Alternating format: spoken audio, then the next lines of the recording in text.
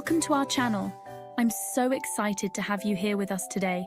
You're about to embark on an amazing journey in our marathon of learning, where we believe that learning is not just important, it's fun. Here, we're all about exploring new topics every single day in just 10 minutes. Welcome to our channel. Yes, you heard that right.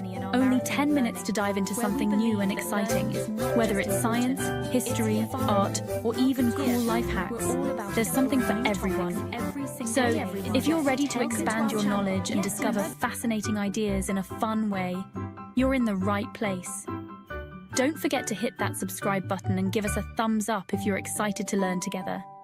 And hey, we want to hear from you. If there's a topic you're curious about or want us to cover, drop a comment below. Your input helps us create content that you'll love. Thank you for joining our learning adventure. Let's get started. And remember, learning is just a click away. Stay tuned for our first topic, and let's make this marathon of learning an unforgettable experience together. Hey there! If you're looking to make the most of your time each day, you're in the right place. Today, I'm sharing 5 powerful time management hacks to help you get more done, feel less stressed, and stay on top of your goals. Did you know that effective time management can boost productivity by up to 25%? According to Brian Tracy, time management is the key to personal productivity. Studies show that people who plan their day are 20% more productive than those who don't. As Stephen Covey said, the key is not to prioritize what's on your schedule, but to schedule your priorities. Let's jump right in. First up, we have the 2-minute rule. This hack is simple but powerful. If a task takes 2 minutes or less to complete, do it right away. Responding to an email, filing a document, or tidying up your desk, knocking out these tiny tasks keeps them from piling up and overwhelming your to-do list. Examples include sending a quick text, jotting down a note, setting a reminder, making a short phone call, or even refilling your water bottle. The psychological benefits are significant. Completing small tasks immediately gives you a sense of accomplishment and reduces stress. It also helps maintain momentum and keeps your to-do list manageable. Try it and watch how much lighter your workload feels. Next, let's dive into a step-by-step guide on how to implement time blocking effectively. First, list all the tasks you need to complete for the day or week. Then categorize these tasks based on their nature, such as emails, meetings, deep work, and breaks. Next, allocate specific chunks of time on your calendar for each category. For example, dedicate an hour in the morning for emails, then 2 hours for deep work on a project. To stay focused during each block, turn off notifications on your phone and close unnecessary browser tabs. Use a timer to keep track of your time blocks and take short breaks in between to recharge. By following these steps, you can focus on one thing at a time and avoid getting distracted or pulled into other tasks. Our third hack is to focus on MITs, most important tasks. MITs are the tasks that will have the most significant impact on your goals. Each day, identify the top 3 tasks that absolutely must get done. To identify your MITs, start by listing all the tasks you need to accomplish. Then ask yourself which of these tasks will move you closer to your key objectives. For example, in a work context, an MIT could be completing a project report, preparing for a crucial meeting, or responding to important client emails. For students, MITs might include studying for an upcoming exam, finishing a major assignment, or attending a study group.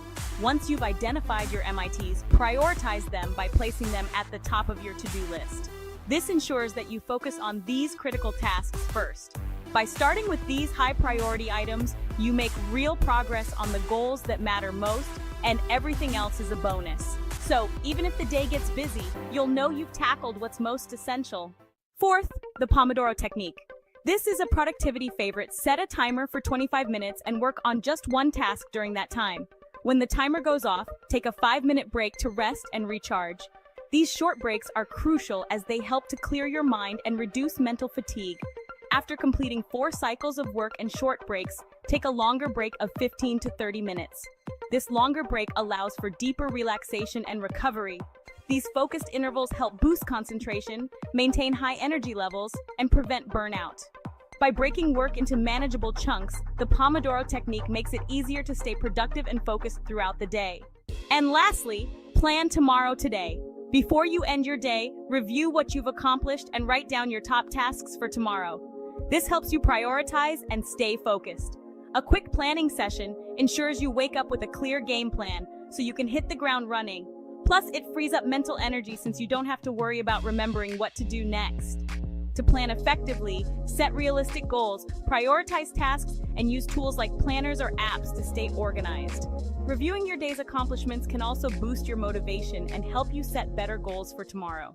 Let's summarize the 5 time management hacks. Use the 2-minute rule to quickly handle small tasks. Try time blocking to allocate specific times for focused work. Focus on MITs to tackle your most important tasks first. Use the Pomodoro technique to maintain high productivity with breaks. And plan tomorrow today to start each day with a clear agenda. These strategies are easy to implement and can significantly boost your productivity. Give them a try and see the difference for yourself. Thanks for watching. Start using even just one of these hacks and you'll notice a difference. If you found this helpful, hit that like button and subscribe for more productivity tips. Time management is key to unlocking your full potential. Consistent practice of these hacks will lead to long-term benefits. Take action today and implement these hacks. You've got this. See you in the next video. Welcome to the channel. Today I've got 10 quick cooking tips that will change the way you work in the kitchen. Whether you're a beginner or a seasoned cook, these hacks will save you time, reduce stress, and make your meals even better. We'll cover everything from chopping techniques to organizing your workspace, ensuring you can cook efficiently and with confidence. So grab your apron and let's dive into these game-changing tips that will transform your kitchen experience. Stay tuned and let's get started. First things first, keep those knives sharp. A sharp knife not only makes chopping faster but also safer, since it's less likely to slip. Use a honing steel or get your knives professionally sharpened every few months. When using a honing steel, hold the steel vertically and draw the knife down at a 20-degree angle. Alternatively, you can use a whetstone for a more precise edge. Always sharpen away from your body to avoid accidents. You'll feel the difference right away. Tip number 2, always set up your mise en place, which just means having everything prepped and ready. Chop, measure, and arrange all your ingredients before you start cooking. It'll make the process smoother and keep you organized. For example, if you're making a stir fry, have all your vegetables chopped and sauces mixed before you even heat the pan. This way, you can focus on cooking rather than scrambling to prepare ingredients mid-recipe. Mise en place is especially beneficial for baking, where precise measurements are crucial. By having everything in its place, you'll save time, reduce stress, and enjoy a more seamless cooking experience. Let's talk seasoning. For most dishes, salt early in the cooking process. This allows flavors to develop as they cook. A little salt draws out moisture and deepens the flavor, especially in meats, veggies, and sauces. But don't stop there. Seasoning is not just about salt. Adding herbs and spices at different stages can elevate your dish. For example, adding fresh herbs at the end of cooking can provide a burst of flavor. Pepper, on the other hand, can be added at the beginning or end, depending on the desired intensity. Remember, seasoning is an art. Taste as you go and adjust accordingly to create a perfectly balanced dish. Need to peel garlic quickly?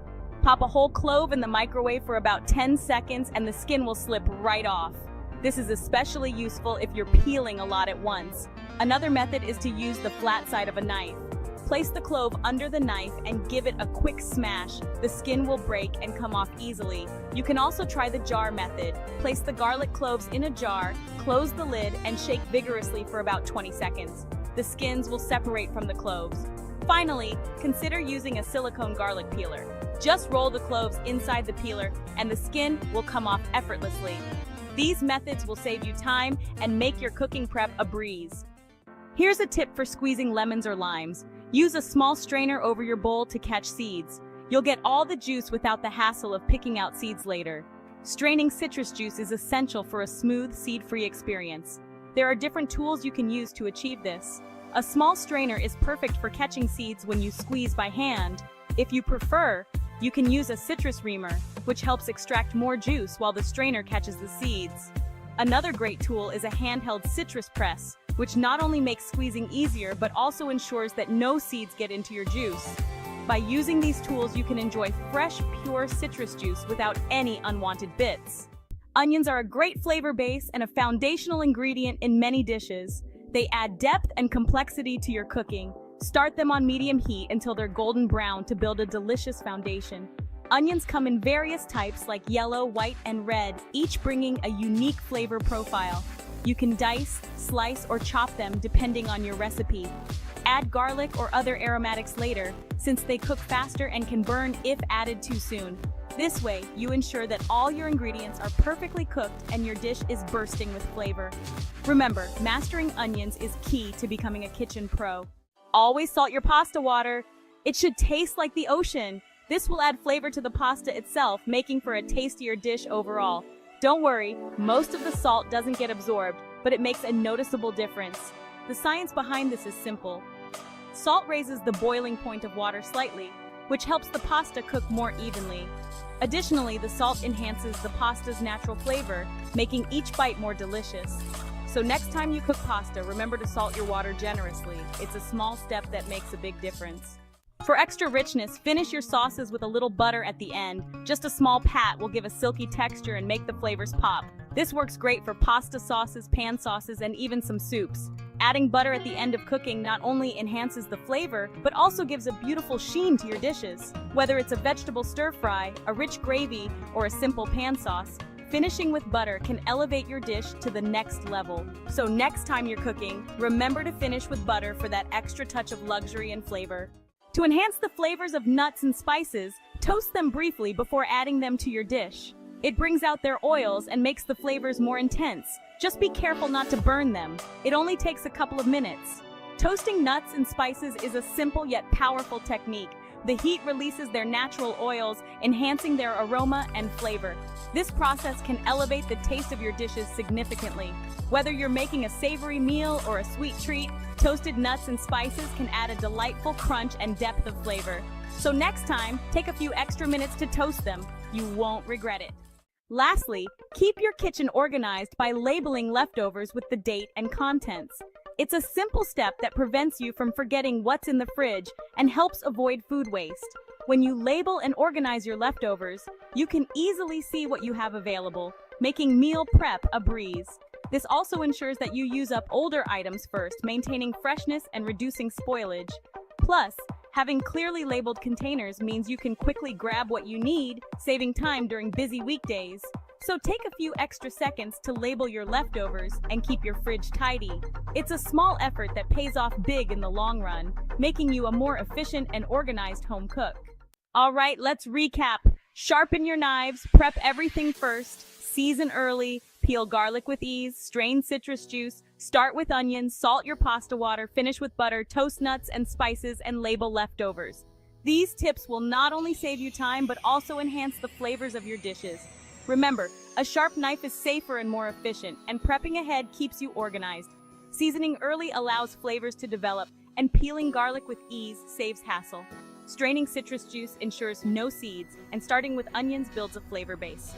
Salting pasta water is crucial for taste. Finishing with butter adds richness, toasting nuts and spices intensifies their flavors, and labeling leftovers helps with meal planning. I hope these tips inspire you to get cooking with confidence. Remember, practice makes perfect, and the more you cook, the better you'll get. They're simple, but can make a big difference in your kitchen routine. From organizing your ingredients to mastering basic techniques, these tips are designed to help you succeed. Hit that like button if you found this helpful and subscribe for more cooking tips.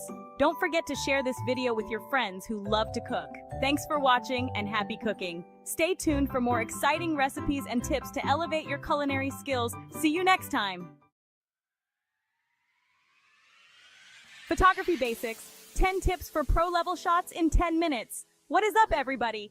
It's your name, and you are watching your channel name. Whether you're rocking a smartphone or a top-of-the-line camera, these tips will help you unlock your creative potential and take your photos from May to mind-blowing. So grab your gear and let's do this. All right, so you want that magical, almost ethereal glow in your photos? You know, the kind that makes everyone look amazing. Well, let me introduce you to your new best friend, Golden Hour. Golden Hour is that magical time right after sunrise and right before sunset when the sun is low in the sky, casting those warm, diffused rays of light. Trust me, it does wonders for your photos. No more squinting from harsh sunlight, just this beautiful soft light that makes everything look incredible. Think about it, portraits with a warm, inviting glow, landscapes bathed in rich golden hues. Even your everyday shots take on this cinematic quality. So next time you're planning a shoot, check the sunrise and sunset times for your location. There are even apps for that. Trust me, once you start shooting during golden hour, you'll be hooked. Alright, now let's talk about positioning. And no, I don't mean striking a pose, though that's important too. I'm talking about how you position your subject in relation to the light source. This can make or break your photo. First up, we've got side lighting. Imagine the sun's off to the side, casting those long, dramatic shadows. This is your go-to for adding depth and texture, making your subject really pop off the background. Think rugged portraits, architectural shots, anything where you want to highlight those details and create a sense of drama. Next, we've got backlighting, where your light source is behind your subject. Now this one's a bit trickier, but oh so rewarding when you nail it. Backlighting creates this beautiful halo effect, giving your photos an ethereal, almost dreamy feel. So get out there, move around, and find that perfect light. Let's talk composition, people. You want to pull viewers in, make their eyes dance across the image, and keep them hooked? Then listen up, because this tip is Photography 101, the rule of thirds. Imagine this. You divide your frame into 9 equal parts with 2 horizontal lines and 2 vertical lines, kind of like a tic-tac-toe board. The rule of thirds says that placing your subject off-center, along these lines, or at their intersections, creates a more balanced and engaging composition. Instead of dead center, try positioning your subject along those imaginary lines, or at the points where they intersect. Trust me, it instantly makes your photos more dynamic and visually appealing. So ditch the boring, centered compositions, embrace the rule of thirds, and watch your photography level up. All right, let's talk about a composition technique that's so subtle, yet so powerful: leading lines. These are lines within your image that naturally draw the viewer's eye toward your subject or a focal point, creating a sense of depth and movement. Think about it. A winding road disappearing into the distance, a row of trees leading to a majestic mountain, even the lines of a building guiding your gaze upwards. These lines act like arrows, silently directing the viewer's attention exactly where you want it to go. The beauty of leading lines is that they're everywhere. Once you start noticing them, you'll see them in everything from landscapes and architecture to street scenes and portraits. And the best part is, they don't have to be perfectly straight lines. Curves, diagonals, even implied lines, they all work their magic to create a more dynamic and captivating image. So how do you use them effectively? It's all about positioning yourself and your camera to make the most of those lines. Let's talk about creating that dreamy, blurred-out background effect that makes your subject really pop. You know the one. It's like you're stepping into a movie scene. That, my friends, is the magic of depth of field. In simple terms, depth of field is how much of your image is in focus. A shallow depth of field means only a small portion of your image is sharp, while the rest is beautifully blurred, drawing all the attention to your subject. This technique is a game changer, especially for portraits, macro shots, or anytime you want to isolate your subject from a busy background. Now, how do you achieve this? Well, it comes down to a few factors. Your aperture, that's the size of the opening in your lens, your distance to the subject, and even the focal length of your lens. Experiment with your camera settings, get closer to your subject, and watch that background melt away into a beautiful blur.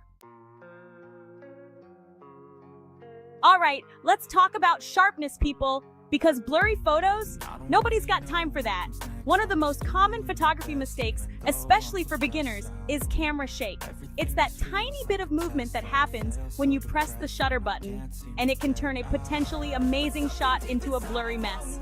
But fear not, my friends, because I'm about to drop some knowledge bombs to keep those shots crisp and clear. First up, let's talk about hand-holding technique. A steady hand is key, so find a comfortable stance, tuck your elbows in, and use your body as a tripod. If you're shooting in low light, where your shutter speed needs to be slower to let in more light, that's when camera shake becomes even more apparent. But don't panic. This is where a tripod becomes your new best friend. A tripod is like having an extra pair of steady hands, allowing you to use slower shutter speeds without sacrificing sharpness. So master your hand-holding technique, invest in a good tripod, and watch your photography game reach a whole new level of sharpness. All right, let's talk exposure, the heart and soul of photography. In simple terms, exposure is all about controlling the amount of light that hits your camera sensor, which determines how bright or dark your image will be. Nail your exposure and you're well on your way to creating stunning photos. Now, there are three main elements that work together to control exposure: your aperture, shutter speed, and ISO. Think of them as the three musketeers of photography, all for one and one for all. Aperture, as we talked about earlier, is like the pupil of your eye, controlling how much light enters the lens. Shutter speed is like the blink of an eye, determining how long the sensor is exposed to light. And ISO? Well, ISO is like the sensitivity of your film or sensor in digital cameras to light. The key is to find the perfect balance between these three elements to achieve a well-exposed image, one that's neither too bright, overexposed, nor too dark, underexposed. All right, listen up, because this next tip is all about breaking the rules and getting creative. We're talking about angles, the secret sauce to adding a unique perspective to your photos. Most people take photos from eye level, and hey, there's nothing wrong with that. But sometimes the most captivating shots come from seeing the world from a different point of view. Get low, get high, tilt your camera, experiment with different angles to find compositions that are fresh, unexpected, and oh so you. Think about it. A towering building shot from below takes on a whole new level of grandeur. A simple flower photographed from ground level reveals intricate details you never noticed before. Even portraits take on a different mood and feel when you play with angles. A high angle can be flattering and elegant, while a low angle can create a sense of power and dominance. Remember, photography is all about seeing the world with fresh eyes, and experimenting with angles is one of the best ways to do just that. All right, let's talk about one of the simplest yet most effective ways to instantly improve your photography. Get closer. I'm serious. Ditch that zoom lens and physically move your feet closer to your subject. Trust me, it makes a world of difference. When you fill the frame with your subject, you eliminate distractions, create a stronger sense of intimacy, and highlight those intricate details that might get lost in a wider shot. This technique works wonders for all sorts of photography, from portraits and street photography to macro shots and still life. Don't be afraid to get up close and personal with your subject. Capture the texture of a weathered wall, the twinkle in someone's eye, the delicate veins of a leaf. Remember, photography is all about capturing those fleeting moments, those tiny details that tell a story. So get closer, fill the frame, and watch your photos come alive. All right, we've talked about composition, lighting, angles, all the ingredients that go into capturing a killer shot. But here's the thing, the magic doesn't stop there. Editing is like adding that final sprinkle of magic dust, enhancing what's already there and bringing your vision to life. Now, before you freak out, I'm not talking about going overboard with crazy filters or turning your photos into something they're not. Good editing should enhance, not distract. Start with the basics, adjusting the exposure, contrast, highlights, and shadows to create a balanced and visually appealing image. Then dive into the fun stuff, playing with color tones, sharpening details, and removing any distracting elements. So go ahead, experiment, have fun, and find your own unique editing style. All right, here's a quick recap of the 10 basic photography tips. With these tips, you're ready to take your photography to the next level. Thanks for watching, and happy shooting! Hello, beautiful people! Welcome to this 10-minute journey into the world of yoga stretches. Have you ever felt stiff or stressed? We're going to learn some simple stretches that can help you feel so much better. Yoga is for everyone, no matter your age or fitness level. Are you ready to feel amazing? Let's begin! Before we start moving, let's take a moment to connect with our breath. Sit comfortably with your spine tall. Close your eyes if you'd like. Take a deep breath in, feeling your chest and belly expand. Now exhale slowly, releasing any tension. Keep breathing deeply, noticing the rise and fall of your breath. This is your time to relax and let go. Let's start with our neck and shoulders. These areas are often the first to accumulate stress and tension, especially after a long day of work or sitting at a desk. By focusing on these regions, we can begin to release some of that built-up tightness and find a sense of freedom in our bodies. These areas often hold a lot of tension. It's not uncommon to feel knots or stiffness here, which can lead to discomfort or even headaches. Taking a few moments to address this tension can make a significant difference in how we feel throughout the day. Gently drop your right ear towards your right shoulder. As you do this, try to keep your shoulders relaxed and avoid hunching them up. This movement should be slow and controlled, allowing you to really feel the stretch along the side of your neck. You should feel a stretch on the left side of your neck. This sensation might be subtle at first, but as you hold the position, you may notice the muscles beginning to release. It's important to listen to your body and not push too hard. The goal is to gently coax the muscles into relaxing. Hold this for a few breaths, then switch sides. Breathing deeply can enhance the stretch and help you relax even more. Inhale slowly through your nose and exhale through your mouth, letting go of any tension with each breath. When you're ready, gently bring your head back to center and repeat the stretch on the other side. This stretch helps release tightness and improves flexibility in your neck. Regular practice can lead to greater range of motion and less discomfort in your daily activities. It's a simple yet effective way to maintain the health of your neck and shoulders. It's a great way to relieve stress and tension. By incorporating these stretches into your routine, you can create a moment of calm and self-care in your day. Remember, taking care of your body is essential for overall well-being, so take a few minutes each day to stretch, breathe, and find your freedom. Now let's stretch our spine and hamstrings with a seated forward fold. Sit with your legs extended in front of you. Inhale deeply, lengthen your spine.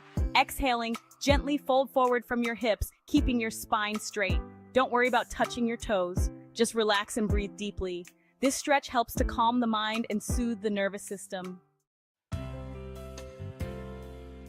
It's time to get our spines moving with cat-cow pose. Come onto your hands and knees. Inhale, arch your back like a cat, tucking your chin to your chest. Exhale, drop your belly and lift your chest like a cow, gazing slightly upwards.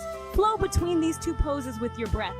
Cat-cow is a wonderful way to improve flexibility and release tension in the spine.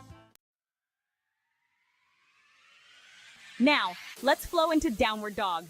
From your hands and knees, tuck your toes and lift your hips up and back. Your body will form an upside-down V shape. Keep your hands shoulder-width apart and your feet hip-width apart. Pedal out your feet, bending one knee and then the other. This is an energizing pose that stretches the entire body.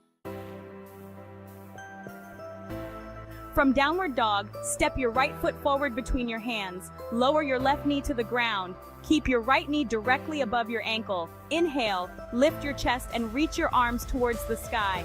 This is low lunge. It strengthens your legs and opens up your hips. Hold for a few breaths, then switch sides. Child's pose. Rest and rejuvenate.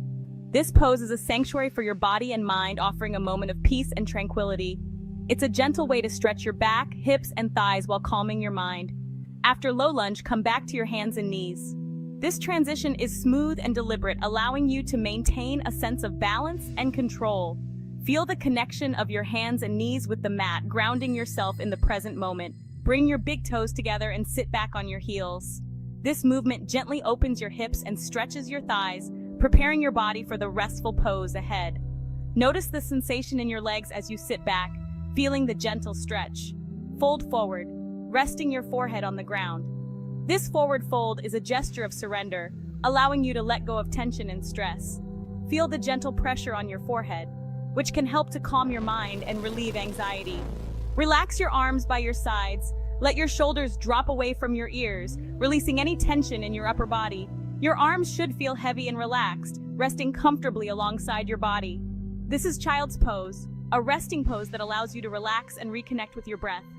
As you settle into the pose, focus on your breathing. Inhale deeply through your nose, filling your lungs with air, and exhale slowly, releasing any tension. Stay here for a few breaths or as long as you need. This pose is your opportunity to pause and reset. Each breath you take in child's pose is a step towards relaxation and rejuvenation. Feel the rise and fall of your breath, and let each exhale carry away any stress or worries. You can stay in this pose for a few breaths or several minutes, depending on what your body needs. Listen to your body and honor its signals, allowing yourself to fully embrace this moment of rest and rejuvenation. A quick review of your journey so far. Great job, everyone! Today has been an incredible journey of self-discovery and physical wellness. Each of you has shown remarkable dedication and effort, and it truly shows. Let's take a moment to reflect on the progress we've made together. We've moved through several poses today, each one designed to enhance our flexibility, strength, and mindfulness. These poses are not just about physical movement, they are about connecting with our inner selves and finding balance in our lives. We started with gentle neck stretches. These stretches are essential for releasing the tension that often accumulates in our neck and shoulders, especially after long hours of sitting or working at a desk. By gently stretching and elongating the neck muscles, we improve our posture and reduce the risk of neck pain and stiffness. We then moved into a seated forward fold to release tension in our spine and hamstrings. This pose is excellent for stretching the entire back of the body, from the calves and hamstrings to the spine and shoulders. It helps to calm the mind, relieve stress, and improve digestion. We flowed through cat-cow, awakening our spines. This dynamic movement between arching and rounding the back increases flexibility in the spine, stimulates the organs in the belly, and helps to relieve stress and tension. It's a wonderful way to warm up the body and prepare for more challenging poses, and then energize our entire bodies with downward dog. This pose is a staple in many yoga practices because it strengthens the arms, shoulders, and legs while stretching the hamstrings, calves, and spine. It also helps to improve circulation and calm the mind. We built strength and flexibility with low lunge. This pose targets the hip flexors, quadriceps, and glutes, making it excellent for improving lower body strength and flexibility. It also helps to open up the chest and improve balance and stability. And finally, found stillness and relaxation in child's pose. This restorative pose is perfect for calming the mind and body, relieving stress, and gently stretching the hips, thighs, and ankles. It's a moment to connect with our breath and find peace within ourselves. As we reflect on our practice today, remember that yoga is a journey, not a destination. Each pose, each breath, and each moment on the mat is an opportunity to learn more about ourselves and grow both physically and mentally. Keep up the great work, and let's continue this journey together with dedication and mindfulness. Namaste. Make yoga a habit. Feel the difference. These simple yoga stretches can make a big difference in how you feel. Try to practice these stretches regularly, even for a few minutes each day. You might be surprised at how much better you feel, more flexible, more relaxed, and more at ease in your body. Your yoga journey begins now. Thank you for joining me on this 10-minute yoga journey. Remember, yoga is a journey, not a destination. Be kind to yourself, listen to your body, and most importantly, enjoy the practice. Namaste. I don't think people understand just how bizarre and fascinating our world can be. Hey everyone! Welcome back. Today we're diving into 100 surprising, weird, and downright amazing geography facts that'll blow your mind. From unusual borders that defy logic, like countries within countries, to wacky weather phenomena that seem out of this world, such as raining fish, and wild natural wonders that will leave you in awe, like glowing beaches and pink lakes. Get ready to discover the world in a way you've never seen before. We've got facts that will make you question everything you thought you knew about our planet. Let's jump right in. Fact countdown, 1 to 10, fascinating countries and cities. Get ready to explore some of the most intriguing places on our planet. 1. Vatican City is the world's smallest country, fitting entirely within Rome. Despite its tiny size, it is packed with history and culture, being the spiritual and administrative center of the Roman Catholic Church. 2. San Marino, also in Italy, is one of the oldest republics, and it boasts a rich heritage that dates back centuries. Founded in 301 AD, this ancient microstate is known for its medieval architecture and stunning mountainous landscapes. 3. There's a town in Norway called Hell, and it's a popular tourist destination, especially for those who enjoy a bit of dark humor. And yes, it freezes over in winter. The town even has a train station, making it a quirky stop for travelers. 4. Australia is wider than the moon. This vast country spans about 4,000 kilometers from east to west. Australia spans about 4,000 kilometers, while the moon is only 3,500 kilometers in diameter. This makes Australia a land of diverse landscapes, from beaches to deserts. While the moon is only 3,500 kilometers in diameter, imagine the adventures you could have exploring such a vast territory. 5. Canada has more lakes than the rest of the world combined. These lakes are a haven for wildlife and offer breathtaking natural beauty. 6. Tokyo, Japan is the most populated metropolitan area, bustling with over 37 million people. This vibrant city is a blend of traditional culture and cutting-edge technology. Home to over 37 million people. From its towering skyscrapers to its serene temples, Tokyo is a city of contrasts. 7. Libya is mostly desert with vast stretches of sand dunes that create a mesmerizing landscape. With over 90% of the country covered by sand, this makes it one of the driest places on Earth, with unique desert ecosystems. 8. In Russia, you can travel for 8 days straight on the Trans-Siberian Railway without leaving the country. This epic journey covers over 9,000 kilometers. 9. France is the most visited country, attracting around 90 million tourists annually. Its rich history, art, and cuisine make it a top destination, drawing around 90 million tourists annually. From the Eiffel Tower to the vineyards of Bordeaux, France offers something for everyone. 10. New Zealand has more sheep than people, with a ratio of about 5 sheep per person.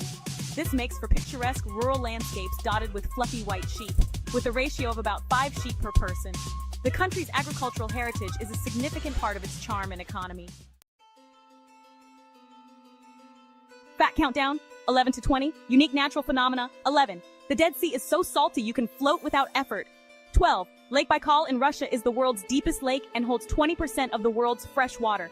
13. The Sahara Desert is expanding each year by about 30 miles. 14. Antarctica contains about 90% of the world's ice and 70% of its fresh water. 15. Mauna Kea in Hawaii is technically taller than Mount Everest if measured from its underwater base. 16. The Amazon rainforest produces around 20% of Earth's oxygen. 17. Death Valley, California is one of the hottest places on Earth, reaching 134 degrees Fahrenheit or 57 degrees Celsius. 18. The Atacama Desert in Chile is the driest place on Earth. Some areas have never recorded rainfall. 19. Jellyfish Lake in Palau is filled with millions of harmless jellyfish. 20. Angel Falls in Venezuela is the world's tallest, uninterrupted waterfall at over 3,200 feet. Fact countdown, 21 to 30. Strange borders and divisions. In this chapter, we explore some of the most fascinating and unusual borders and divisions around the world. From heavily guarded zones to unique geographical quirks, these borders tell intriguing stories. 21. The Korean Demilitarized Zone, or DMZ, is one of the most heavily guarded borders on Earth.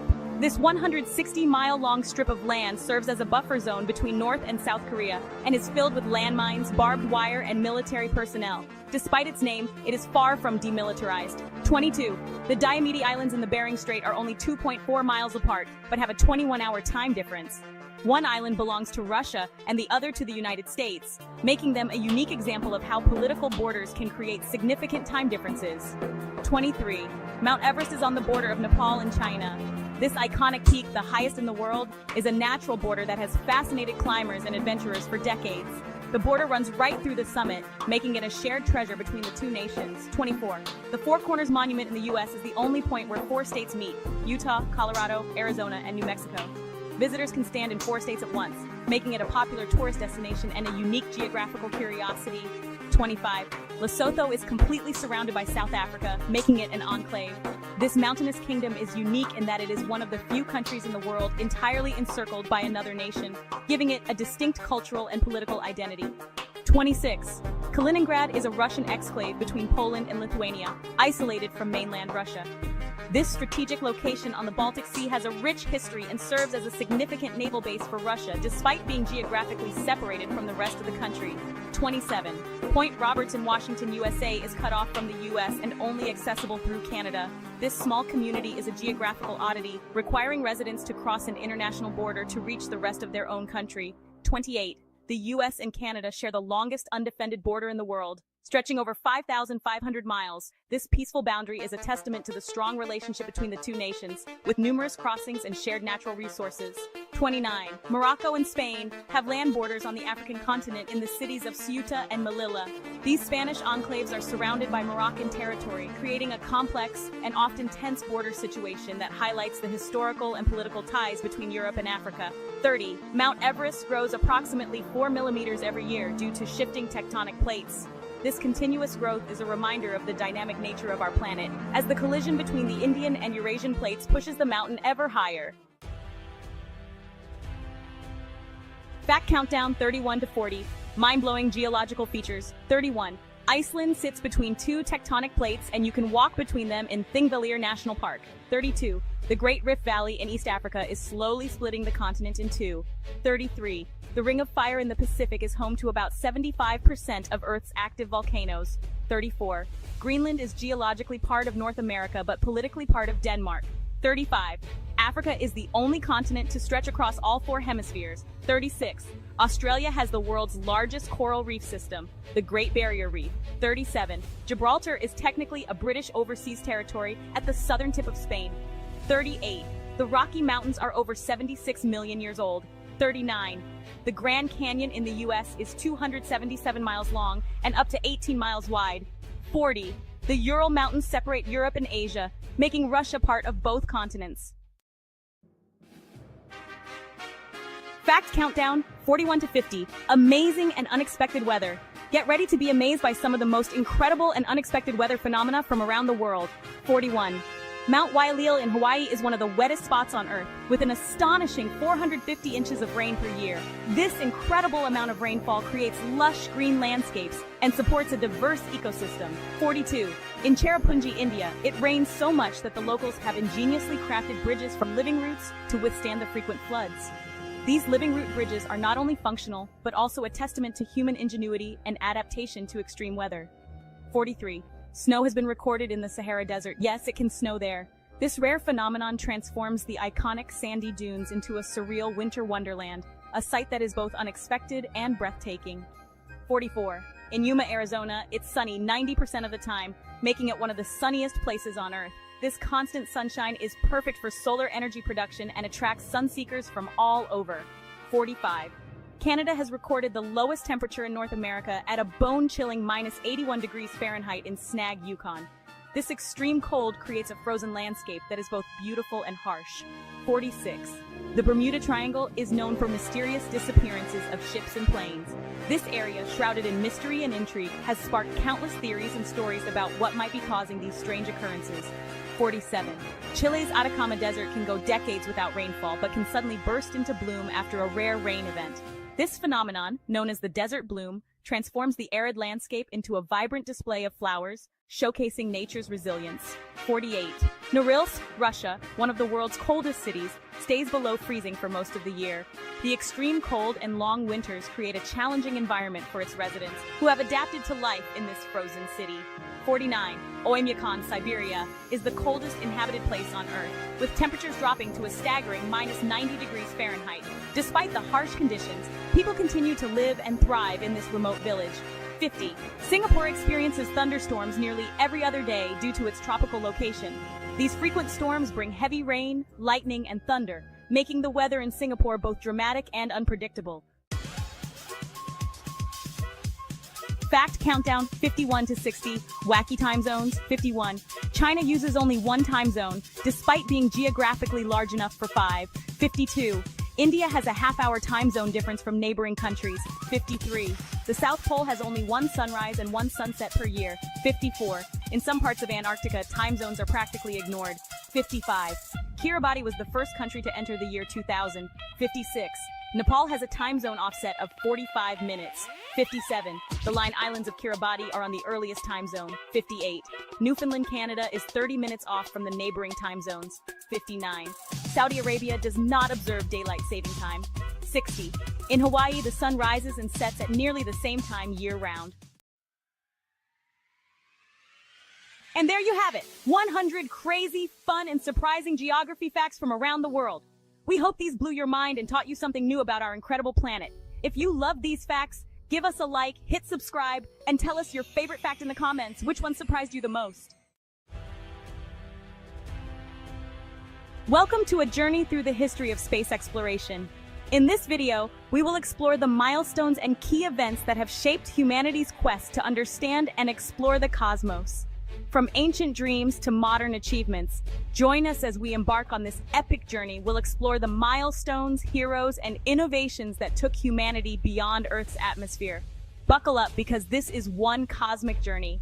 Chapter 2, The Dawn of Astronomy, Pause 3S. In ancient times, humans gazed at the stars and wondered about the mysteries of the universe.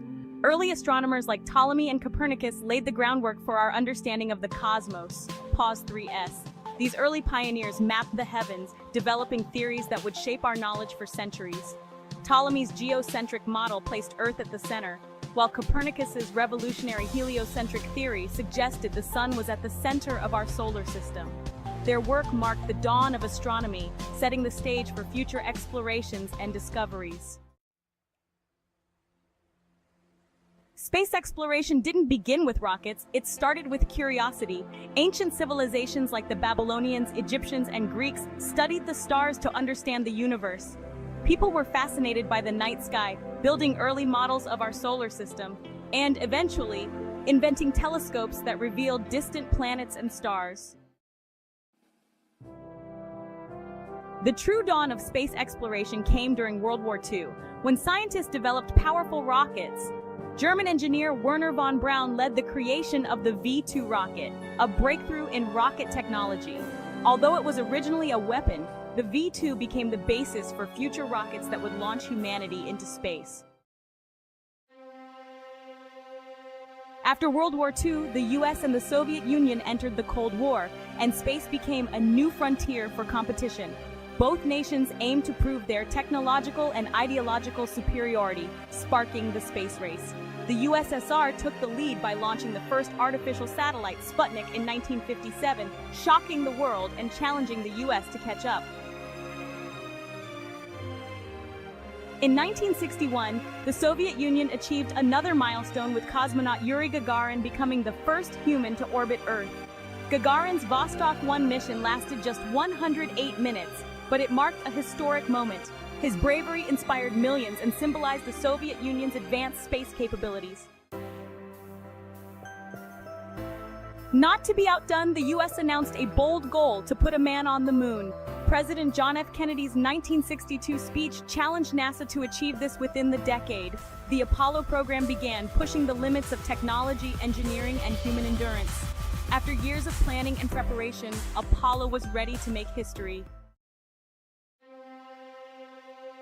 On July 20th, 1969, NASA's Apollo 11 mission succeeded. Neil Armstrong and Buzz Aldrin became the first humans to walk on the moon, with Armstrong's famous words, "That's one small step for man, one giant leap for mankind." This achievement marked a monumental victory in the space race and left a lasting legacy of human exploration beyond Earth. With the moon conquered, Mars became the next frontier.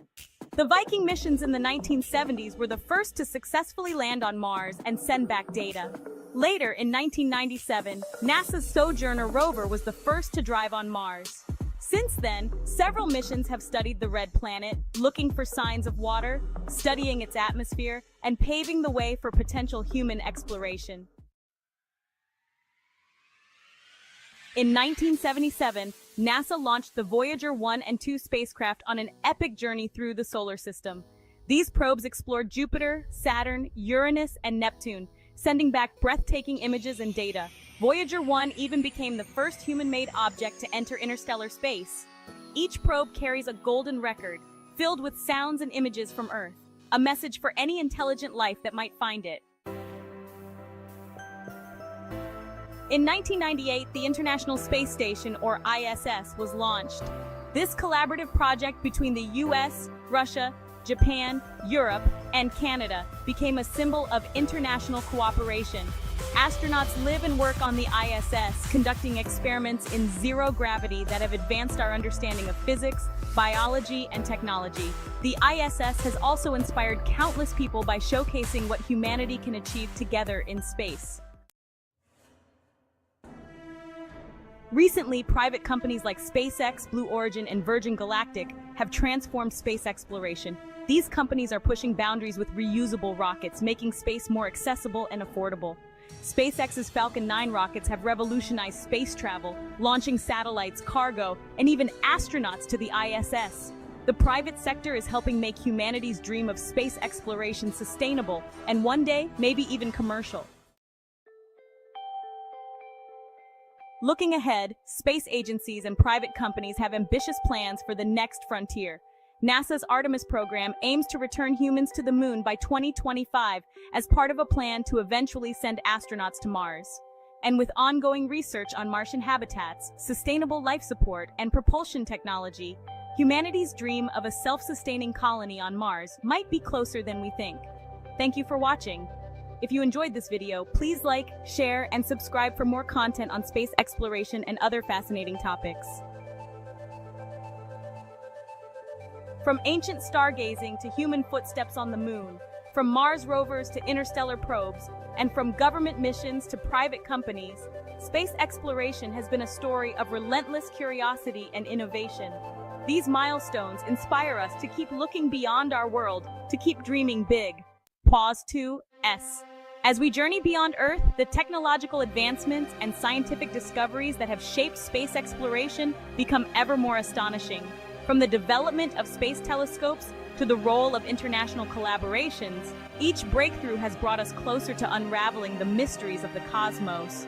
Pause 1S. Space telescopes, like the Hubble Space Telescope, have revolutionized our understanding of the universe. Launched in 1990, Hubble has captured breathtaking images of distant galaxies, nebulae, and other celestial phenomena, providing invaluable data that has led to numerous scientific discoveries. Its successor, the James Webb Space Telescope, promises to delve even deeper into the origins of the universe. Pause 1S. International collaborations have also played a crucial role in advancing space exploration. The European Space Agency, NASA, Roscosmos, and other space agencies have joined forces on missions like the International Space Station, fostering a spirit of global unity and cooperation. These partnerships have enabled us to achieve feats that would have been impossible for any single nation to accomplish alone. Pause 1S. Looking ahead, various space agencies have ambitious plans for the future. NASA's Artemis program aims to return humans to the moon and establish a sustainable presence by the end of this decade.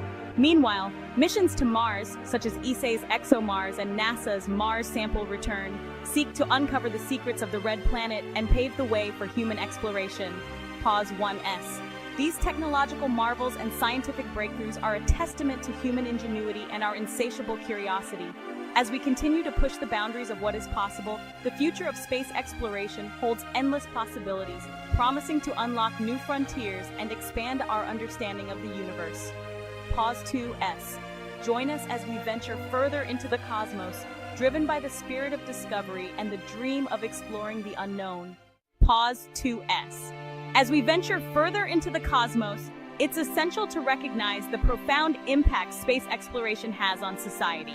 Beyond the technological marvels and scientific breakthroughs, space exploration has left an indelible mark on our daily lives, our aspirations, and our understanding of our place in the universe. Pause 1S. One of the most significant contributions of space exploration is the technological spin-offs that have transformed everyday life.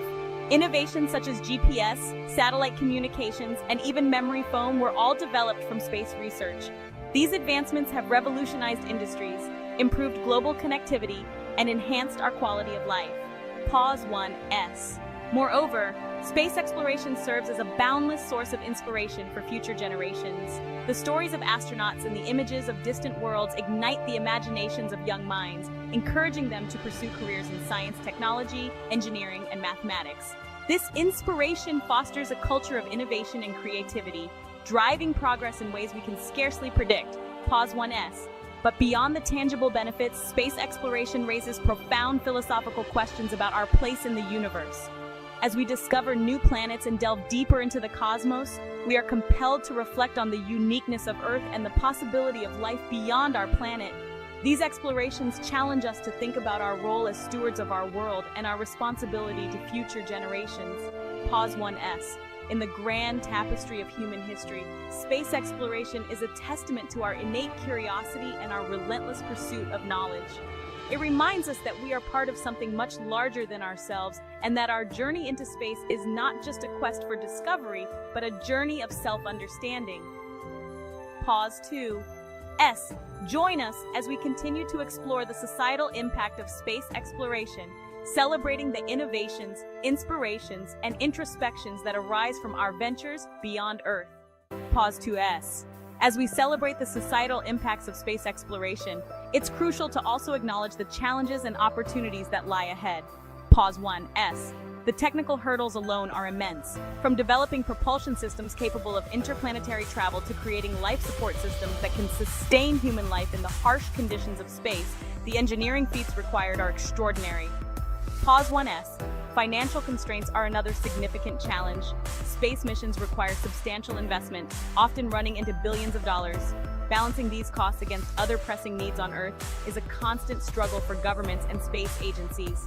However, the rise of private space companies is opening new avenues for funding and innovation, promising a more sustainable future for space exploration. Pause 1S. Ethical considerations also come into play. As we set our sights on other planets, we must grapple with questions about the environmental impact of our activities and the moral implications of potentially encountering extraterrestrial life.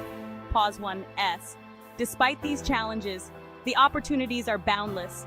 The potential for human settlement on other planets offers a vision of a multi-planetary species, safeguarding humanity against existential risks.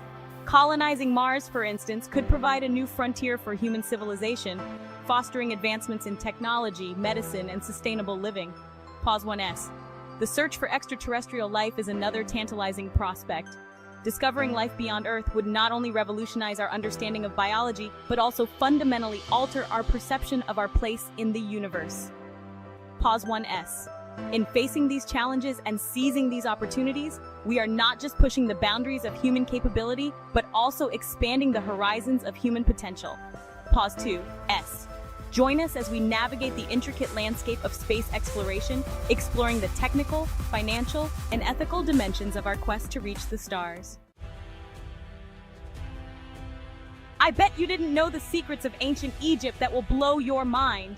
From the majestic pyramids to the enigmatic hieroglyphs, every aspect of this ancient civilization holds secrets waiting to be uncovered. Ancient Egypt has left an indelible mark on modern civilization, influencing everything from architecture to art, and even our understanding of science and medicine. In this video, we will delve into the secrets of ancient Egypt that will leave you in awe. We'll explore the significance of the Rosetta Stone, the mysteries of mummification, and the advanced knowledge of mathematics and astronomy. Stick around as we uncover how the Nile River shaped their society and how their agricultural practices laid the foundation for modern farming. Join us as we explore the wonders and mysteries of this fascinating civilization and its lasting impact on the world today.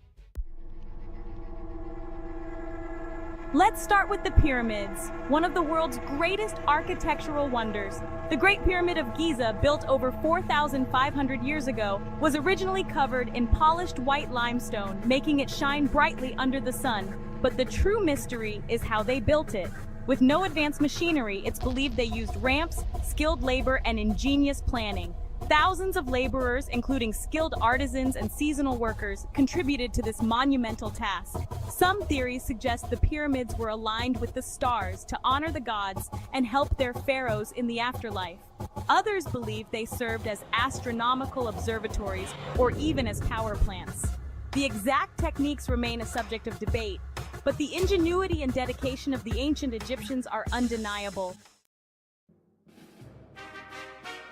Next up, let's talk about ancient Egyptian medicine. Egyptians were surprisingly advanced for their time. They practiced surgery, used honey and moldy bread as antiseptics, and had treatments for everything from infections to broken bones. They even had medical specialists for different illnesses and kept detailed medical texts. Fun fact! They were among the first to use a natural toothpaste blend made of powdered ash, eggshells, and myrrh. Notable physicians like Imhotep, who was later deified, made significant contributions to medical practices. Egyptian medicine greatly influenced Greek and Roman practices, laying the foundation for modern medicine. Another incredible invention was the world's first paper. Egyptians made it by pressing layers of the papyrus plant, creating a sturdy material for writing. It was used for recording religious texts, medical procedures, and legal contracts, as well as everyday transactions. Papyrus was essential for record keeping and literature, and it laid the foundation for the spread of knowledge in the ancient world. When it comes to the afterlife, Egyptians were experts. Mummification was a way to preserve bodies for eternity, preparing them for the journey to the afterlife. The process took 70 days and included removing organs, drying the body with natron, and wrapping it in linen. Organs were stored in canopic jars, each protected by a different deity.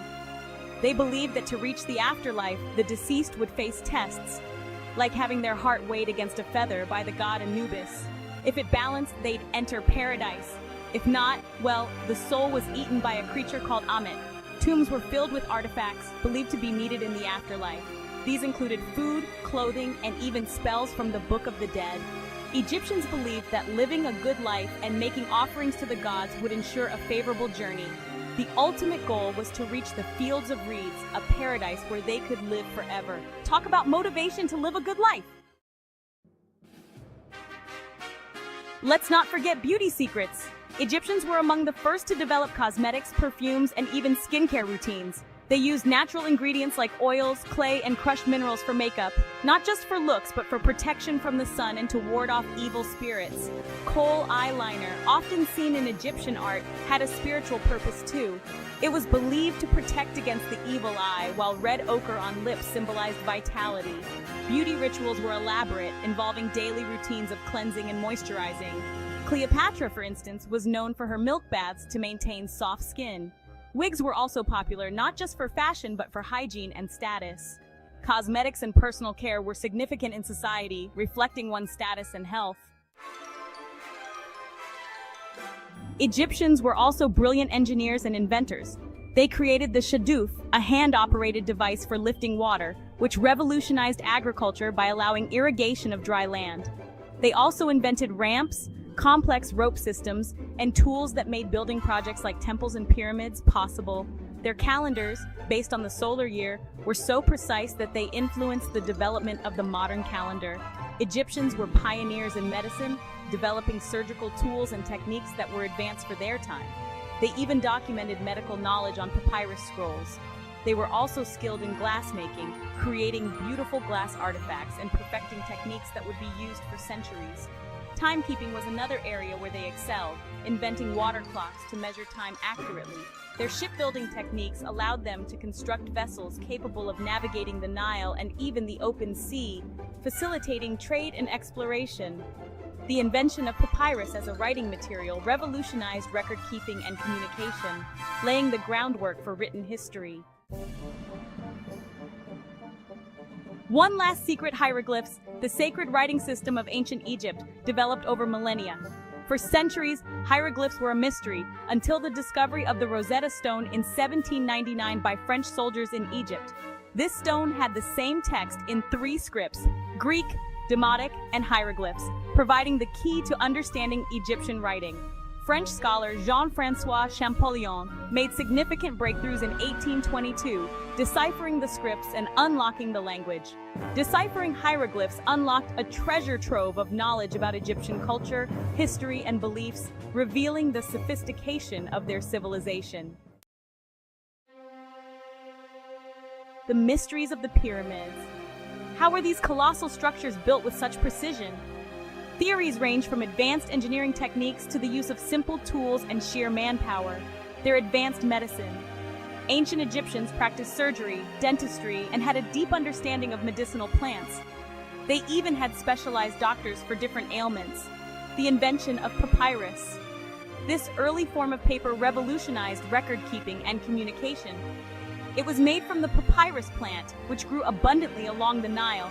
The secrets of mummification. This complex process preserved bodies for the afterlife. It involved removing internal organs, drying the body with natron, and wrapping it in linen. Beauty routines. Egyptians valued cleanliness and appearance. They used natural ingredients like kohl for eyeliner and henna for hair dye. Groundbreaking engineering. From the construction of massive temples to the development of irrigation systems, their engineering skills were unparalleled, and the magic of hieroglyphs. This intricate writing system was used for religious texts, official inscriptions, and everyday communication. Each of these secrets shows how advanced and fascinating ancient Egyptian civilization truly was. Don't forget to like, share, and subscribe for more fascinating insights into ancient civilizations. Pause 1S. As we delve deeper into the wonders of ancient Egypt, one thing becomes clear: their legacy is far-reaching and timeless. Pause 1S. From the grand pyramids that still stand tall, to the medical practices that laid the groundwork for modern medicine, their innovations continue to influence us today. Pause 1S. The papyrus scrolls that carried knowledge across centuries, the mummification techniques that revealed their profound beliefs in the afterlife, and the beauty rituals that still inspire modern trends. Pause 1S. Their engineering feats and the enigmatic hieroglyphs that allowed us to unlock their history. All these elements together paint a picture of a civilization that was not just ahead of its time, but eternal in its impact. Pause 1S. The legacy of ancient Egypt is a testament to human ingenuity and the enduring quest for knowledge and beauty. Pause 2S. This is not just history, it is a continuous story of human achievement that inspires us to reach for greatness. Pause 2S. Join us as we continue to unravel the mysteries and celebrate the everlasting legacy of ancient Egypt. Pause 1S. From fashion to art, the influence of ancient Egypt on modern culture is undeniable. Pause 1S. Our fascination with their history and achievements continues to captivate and inspire us today. The magic of origami. Starting your folding journey. Origami is a wonderful art form. It's about folding paper into beautiful shapes. You can make amazing things with just a piece of paper. This guide is perfect for beginners. We'll start with 3 simple designs. You'll learn to make a crane, a heart, and a boat. These designs are easy to follow. They will teach you the basics of origami. Let's begin our folding adventure. Folding fundamentals tips for crisp creases and easy origami. Before we start folding, here are a few tips. Use a square sheet of paper for origami. Make sure your creases are firm and straight. Follow the steps in order. Accuracy is important in origami. With a little practice, you'll be folding like a pro. Taking flight, crafting an elegant origami crane. This ancient Japanese art form is not only a beautiful decoration, but also a symbol of peace and hope. The process of folding paper into intricate shapes can be meditative and rewarding. The origami crane is a classic design. Its delicate wings and graceful form have made it a beloved figure in the world of origami. The crane is often associated with good fortune and longevity. It symbolizes peace and hope. In Japanese culture, it is believed that folding 1,000 origami cranes can grant a wish or bring good luck. This tradition, known as senbazuru, is often undertaken by those seeking healing or a positive change in their lives. Let's learn how to make one. The process may seem complex at first, but with patience and practice, anyone can master it. Gather your materials and find a quiet space where you can focus on the art of folding. First, start with a square piece of paper, colored side down. The choice of paper can affect the final look of your crane. Traditional origami paper, known as kami, is thin and easy to fold, but you can use any paper you have on hand. Fold it in half diagonally, then unfold it. This initial fold is crucial as it sets the foundation for the subsequent steps. Make sure to crease the paper sharply to create a clear guideline. Next, fold the paper in half diagonally again, the other way. Unfold it. You should now have 2 intersecting diagonal creases that form an X on your paper. You should now have an X crease. Turn the paper over. This step is important as it prepares the paper for the next series of folds, ensuring that the creases are in the right direction. Fold it in half horizontally and then vertically. Unfold after each fold. These additional creases will help you collapse the paper into the base shape more easily. Now bring the opposite corners of the paper together using the creases you made. This step may require some gentle coaxing to get the paper to fold correctly. Flatten the paper to create a diamond shape. This is known as the preliminary base or square base in origami terminology. It serves as the starting point for many traditional models. Fold the top 2 sides of the diamond shape inward to meet at the center line. This step is called the kite fold and helps to shape the body of the crane. Fold those same 2 flaps outward, creasing along the edge of the center triangle. This reverse fold will create the wings of the crane. Repeat steps 5 and 6 on the other side of your model. Consistency is key in origami, so take your time to ensure each fold is precise.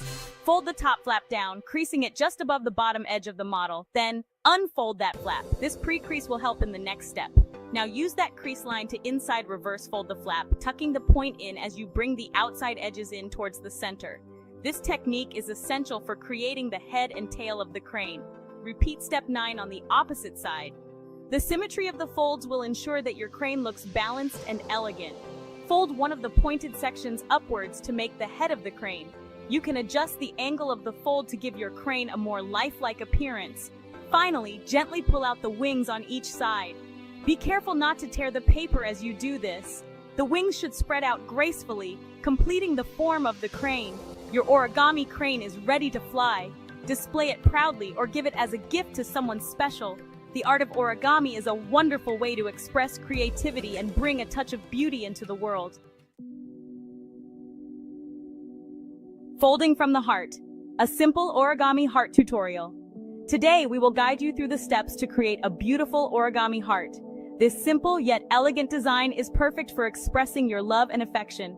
The origami heart is a symbol of love and affection. It's a timeless craft that can be used for various occasions, such as Valentine's Day, anniversaries, or just to show someone you care. It's a sweet and simple design to make. Even if you're new to origami, this tutorial will help you create a heart that looks intricate and beautiful. First, begin with a square piece of paper, colored side up. The color you choose will be the color of your heart, so pick something that resonates with you or the person you're making it for.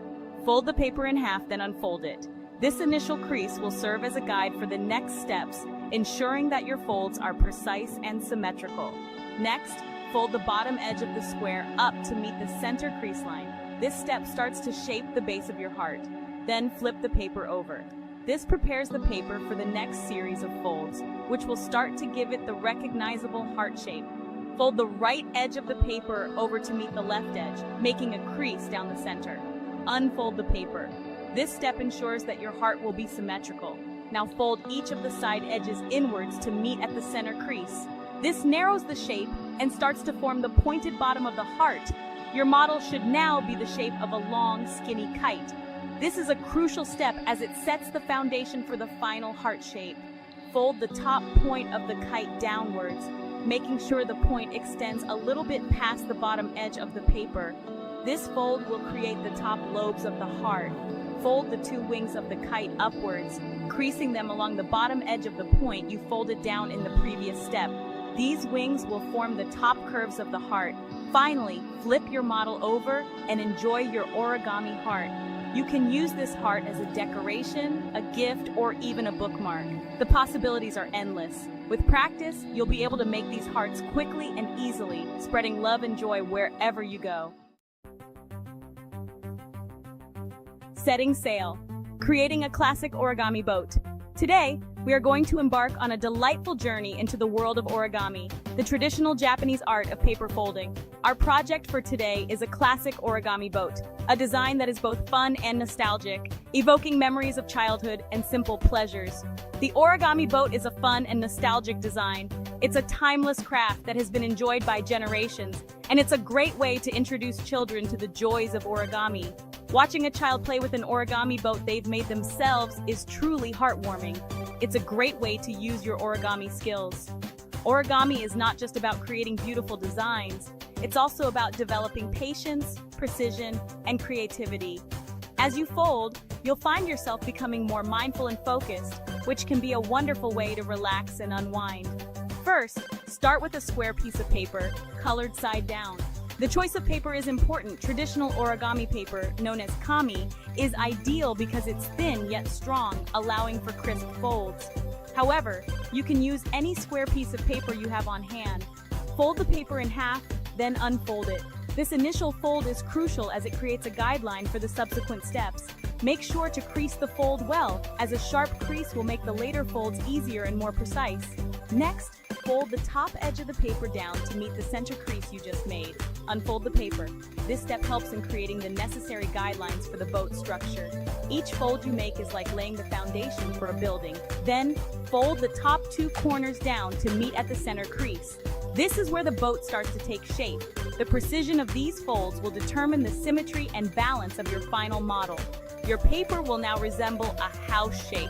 This is a good checkpoint to ensure that all your folds are accurate.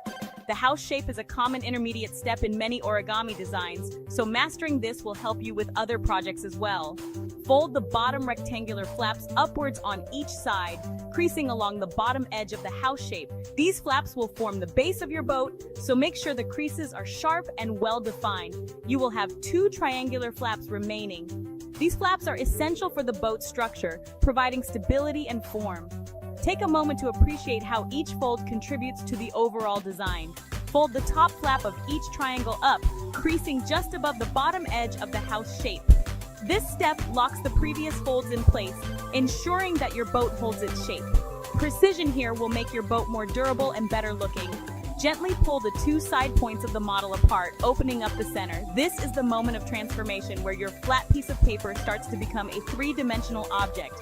Be gentle to avoid tearing the paper, press down on the inside of the boat to flatten the bottom, and your origami boat is ready to float. You can now set your boat on water and watch it sail. This simple yet elegant design is a testament to the beauty of origami, where a single sheet of paper can be transformed into something magical. Beyond the basics. Tips for practicing and expanding your origami skills. Congratulations, you've learned 3 simple origami designs. Now it's time to practice and explore further. Try using different types of paper. Origami paper is thin and easy to fold. You can also use wrapping paper or magazine pages. Don't be afraid to experiment. Get creative and try folding your own designs. Origami is all about exploring shapes and patterns. The joy of origami. Embrace the process and share your creations. Origami is a rewarding hobby. It's a great way to relax and be creative. Enjoy the process of folding and don't be afraid to make mistakes. Share your origami creations with friends and family. You can also use them to decorate your home. Origami is a beautiful way to add a personal touch to your surroundings. Hey there! Today we're going over the essentials of first aid, the basics that everyone should know in case of emergencies. These skills can make a real difference, so let's jump right in. First aid is crucial because it can save lives and prevent minor injuries from becoming major ones. We'll cover everything from treating cuts and burns to performing CPR. By the end of this video, you'll be better prepared to handle emergencies. First aid isn't just for healthcare professionals. Knowing these basics can help you respond confidently in emergencies and even save lives. We'll go through steps for common situations, including cuts, burns, choking, and CPR. By understanding these essential skills, you can make a significant difference in critical moments. Stay with us as we explore each step in detail. Let's start with cuts and wounds. For minor cuts first, wash your hands and gently clean the wound with soap and water. Apply pressure using a clean cloth or gauze to stop bleeding, and then cover it with a sterile bandage. For deeper cuts with heavy bleeding, apply pressure and seek medical help if it doesn't stop. You can also apply antiseptic ointment to prevent infection. Keep an eye on the wound for signs of infection such as redness, swelling, or pus. Change the bandage daily or whenever it gets wet or dirty. Next, burns. For minor burns, the key is cooling. Run cool, not cold water over the area for at least 10 minutes or until the pain eases. Avoid using ice as it can worsen the damage. Afterward, cover it loosely with a sterile gauze pad. You can also apply a burn ointment to help with healing. If it's a more severe burn, especially on the face, hands, or larger areas, seek medical help immediately. Call emergency services if needed, and keep the person calm and comfortable until help arrives. Choking is scary, but here's how to help. If someone is coughing, encourage them to keep coughing. Coughing is the body's natural way to expel the object, but if they can't breathe, speak, or are turning blue, you need to act quickly. Perform the Heimlich maneuver. Stand behind them, wrap your arms around their waist, make a fist with one hand, place it above their belly button, and thrust inward and upward until the object comes out. Repeat the thrusts until the object is expelled. If the person becomes unconscious, call emergency services immediately. You can also perform back blows. Stand to the side and slightly behind the person, support their chest with one hand, and give up to 5 sharp blows between their shoulder blades with the heel of your other hand. Alternate between 5 back blows and 5 abdominal thrusts until the object is expelled or the person becomes unresponsive. If the person becomes unresponsive, call emergency services immediately and begin CPR if you are trained. After the object is expelled, ensure they are breathing normally and offer comfort. Stay with them until they are fully recovered. CPR, when every second counts. Now for CPR, this is critical for someone who isn't breathing or has no heartbeat. First, call for emergency help. Then, begin chest compressions. Place one hand over the other, interlock your fingers, and push hard and fast in the center of the chest at about 100 to 120 compressions per minute. Push at least 2 inches deep for adults. Only attempt mouth-to-mouth if you're trained or if necessary. Focus on compressions until help arrives. Remember, every second counts. Keep going until professional help takes over. The recovery position. If someone is unconscious but breathing, place them in the recovery position. Roll them onto their side, place their hand under their cheek for support, and bend their knee to stabilize their position. This helps keep their airway open while waiting for help. Continuously monitor their breathing and pulse until professional help arrives. Recap and final tips. So, those are the essentials: treating cuts, handling burns, responding to choking, performing CPR, and using the recovery position. Remember, these steps could make a life-saving difference. Practicing these skills and keeping a basic first aid kit nearby is a great idea, especially for unexpected situations. Stay calm, act quickly, and always be prepared. Your knowledge can save lives. I hope this guide was helpful. First aid knowledge empowers us all to step up in emergencies. Remember to like, share, and subscribe for more quick tips on staying prepared. Thanks for watching and stay safe out there. Plants bring joy and life into our homes. They clean the air and add a touch of nature indoors. For many, the act of caring for plants can be a calming and rewarding experience. But if you're new to plant care, you might feel unsure about where to start. Don't worry, plant care doesn't have to be complicated. With a few simple tips, you can keep your plants happy and thriving. This guide is designed to help you understand the basics of plant care. We'll cover everything from lighting to watering and beyond.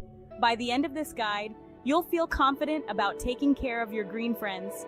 Whether you have one plant or a house full, these tips will help you succeed. Let's dive into the wonderful world of plant care and discover how easy it can be to keep your plants healthy and vibrant. Light is vital for plant growth. Different plants need different amounts of light. Some love bright, direct sunlight, while others thrive in low light conditions. Knowing what your plant needs is the first step to keeping it healthy. To find the right spot, observe where the sunlight falls in your home. East-facing windows get morning light, which is gentle. South-facing windows get bright, all-day sun. West-facing windows have strong afternoon light, and north-facing windows provide low light. If your plant needs bright, indirect light, place it near a south or east window. For low-light plants, a north window or a spot far from direct sunlight works well. You can also use grow lights if natural light is limited. Remember, too much or too little light can stress your plant. Adjust its position if you notice it struggling. Finding the perfect lighting will help your plant flourish. Watering is crucial, but it's easy to overdo or underdo it. The key is to understand your plant's needs. Some plants like their soil to dry out between waterings, while others prefer consistently moist soil. Check soil moisture before watering. Stick your finger about an inch into the soil. If it feels dry, it's time to water. If it's moist, wait a few days and check again. Proper drainage is also important. Make sure your pots have drainage holes to prevent water from sitting at the bottom. Water your plants thoroughly, allowing water to flow out of the drainage holes. This ensures that the roots get enough moisture. Avoid letting the plant sit in standing water to prevent root rot. Remember, different plants have different water needs. Research your specific plant type to know how often it should be watered. Consistent care will keep your plants healthy and happy. The right soil provides the foundation for healthy plant growth. Different plants require different types of soil. For example, succulents and cacti need well-draining soil, while ferns prefer rich, moist soil. When choosing a potting mix, consider your plant's natural habitat. A general-purpose potting mix works for many houseplants. You can also find specialized mixes for specific types of plants, such as orchids or African violets. If you're mixing your own soil, combine ingredients like peat moss, perlite, and compost to create a balanced mix. The goal is to create a soil that retains moisture but also drains well. Repot your plants every year or two to refresh the soil. This provides new nutrients and helps prevent disease. With the right soil, your plants will have a strong foundation to grow and thrive. Section 5. Fertilizing fundamentals, feeding your plants. Fertilizing provides essential nutrients that plants need to grow. However, too much fertilizer can harm your plants. It's important to use the right type and amount for your specific plants. There are various types of fertilizers, including liquid, granular, and slow release. Liquid fertilizers are easy to apply and quickly absorbed by plants. Slow release fertilizers provide nutrients over time, reducing the risk of over-fertilization. Follow the instructions on the fertilizer package for the correct dilution and frequency. Generally, fertilizing once a month during the growing season, which is spring and summer, is sufficient. Reduce or stop fertilizing during the dormant season, which is fall and winter.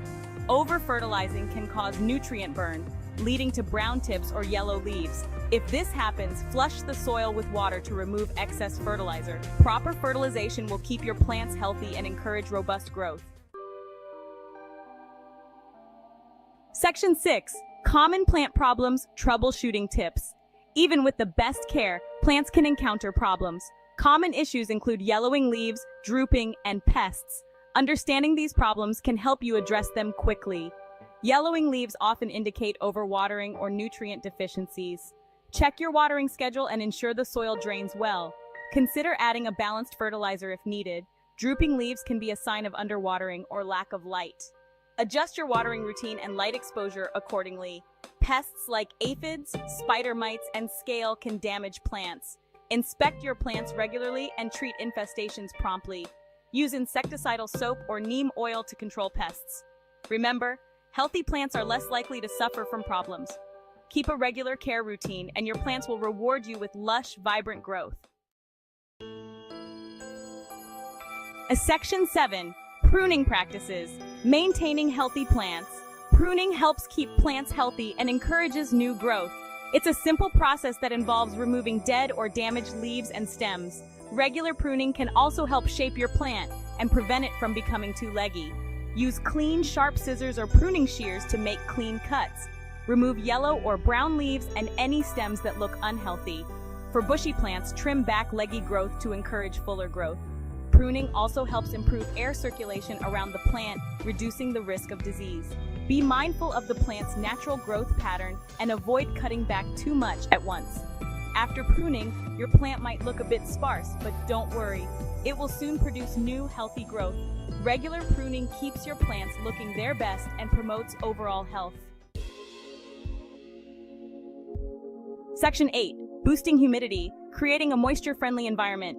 Some plants, like ferns and tropical species, thrive in high humidity. Indoor environments can be dry, especially in winter, so adding humidity can help these plants flourish. One way to increase humidity is to group plants together. This creates a microenvironment with higher moisture levels. You can also place a tray of water with pebbles near your plants. As the water evaporates, it adds humidity to the air. Using a humidifier is another effective method. Place it near your humidity-loving plants and set it to maintain a comfortable level. Regular misting with a spray bottle can also help, but avoid over-misting, which can lead to mold or fungal issues. Monitor the humidity level and adjust as needed. Your plants will appreciate the extra moisture, leading to lush, healthy growth. Section 9. Tips for plant care success. Consistency is key to successful plant care. Develop a routine that includes checking light, water, and humidity levels regularly. Pay attention to your plants and respond to their needs. Rotate your plants every few weeks to ensure even growth. Dust leaves regularly to keep them clean and maximize light absorption. Use room temperature water to avoid shocking the roots. Learn about each plant's specific needs. Some might require more attention, while others are more forgiving. Keep a plant journal to track care routines and observe how your plants respond. Remember, plant care is a learning process. With time and experience, you'll become more attuned to your plant's needs and enjoy watching them thrive. Section 10. Enjoying the process, cultivating confidence and joy. Plant care should be a joyful and relaxing activity. Don't stress if things don't go perfectly. Every plant parent faces challenges, but each one is an opportunity to learn and grow. Take time to appreciate the beauty and tranquility that plants bring to your home. Enjoy the process of nurturing your plants and watching them develop. Share your plant journey with friends or join a plant community for support and inspiration. Celebrate your successes, whether it's a new leaf or a blooming flower. These small victories make the effort worthwhile and build your confidence as a plant parent. Embrace the ups and downs of plant care. The joy of seeing your plants thrive will far outweigh any challenges you encounter. Section 11. Conclusion. Embrace your green thumb journey. Caring for plants is a rewarding and fulfilling hobby. With the basics covered in this guide, you're well on your way to becoming a confident plant parent. Remember, each plant is unique and may have different needs. Start with the essentials: light, water, soil, and nutrients. Pay attention to your plants and adjust your care routine as needed. Troubleshoot common issues and keep up with regular maintenance. Most importantly, enjoy the journey. The joy of seeing your plants grow and thrive is unmatched. Embrace your green thumb and let the process bring you happiness and satisfaction. Happy planting, and may your home be filled with beautiful, healthy plants. How to break a bad habit for good. Narrator. Breaking bad habits is crucial for personal growth and success. In this video, we'll explore why it's important to break these habits and provide you with actionable steps to do so. Stay tuned to transform your life for the better. Let's get started. Narrator. Imagine a life where you are free from the chains of bad habits.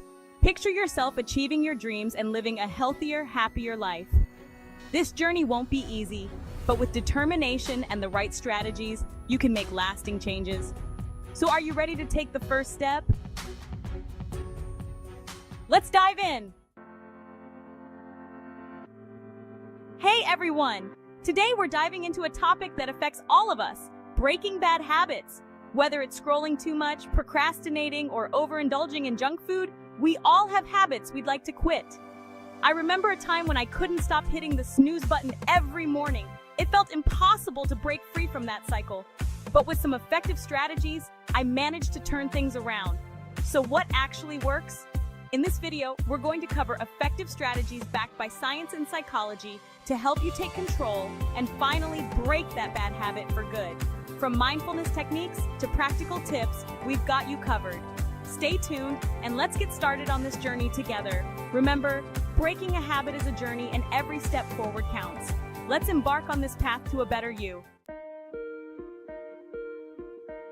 First, let's understand how habits actually work. Every habit has a three-part loop: the cue, the routine, and the reward. The cue triggers the habit, like feeling bored or stressed. The routine is the habit itself, like reaching for your phone. And the reward is the feeling you get afterward, like a small rush of dopamine. Habits are formed in the brain through a process called chunking, where the brain converts a sequence of actions into an automatic routine. This is why habits are so difficult to break. They become deeply ingrained in our neural pathways. Understanding this loop and the science behind it is key, because if you break or change just one part of it, you can change the habit itself. So by identifying the cue, modifying the routine, and ensuring a positive reward, you can effectively break a bad habit and replace it with a good one. Remember, it takes time and persistence, but with the right approach, you can transform your habits for good. To change a habit, you need to identify the cue or the trigger that starts the cycle. Common triggers include boredom, stress, or even a certain time of day. Try keeping a habit journal for a few days. Write down the time, place, and situation whenever you feel the urge to engage in your habit. This will help you see patterns in your behavior. Look for patterns in your journal entries to identify your triggers. Once you know your triggers, you can plan to avoid or replace them with healthier alternatives. This awareness is the first step towards breaking the habit for good.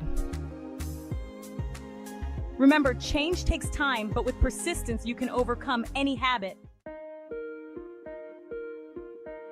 A lot of people think you just have to stop a habit cold turkey, but that's hard because your brain is still looking for that reward. Instead, try replacing it with a healthier alternative. For example, if you're trying to quit smoking, replace it with chewing gum or deep breathing. If you want to cut down on sugary drinks, switch to water, smoothies, or herbal tea. For nail biting, try using a stress ball or applying bitter-tasting nail polish.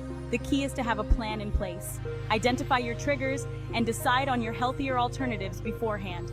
The idea is to find a substitute that satisfies the same need without the negative effects. Remember, consistency is crucial. Stick to your plan and give yourself time to adjust. Celebrate small victories along the way to keep yourself motivated. Over time, these small changes will add up, leading to lasting transformation. Setting realistic goals is crucial for breaking a habit. Start with small, manageable steps. If you're trying to cut back on your phone use, start by putting it away during meals or in the first hour after waking up. Celebrate these small wins to stay motivated and build confidence. Use tools like habit trackers and reminders to keep yourself on track. Over time, these small steps make it easier to create lasting change.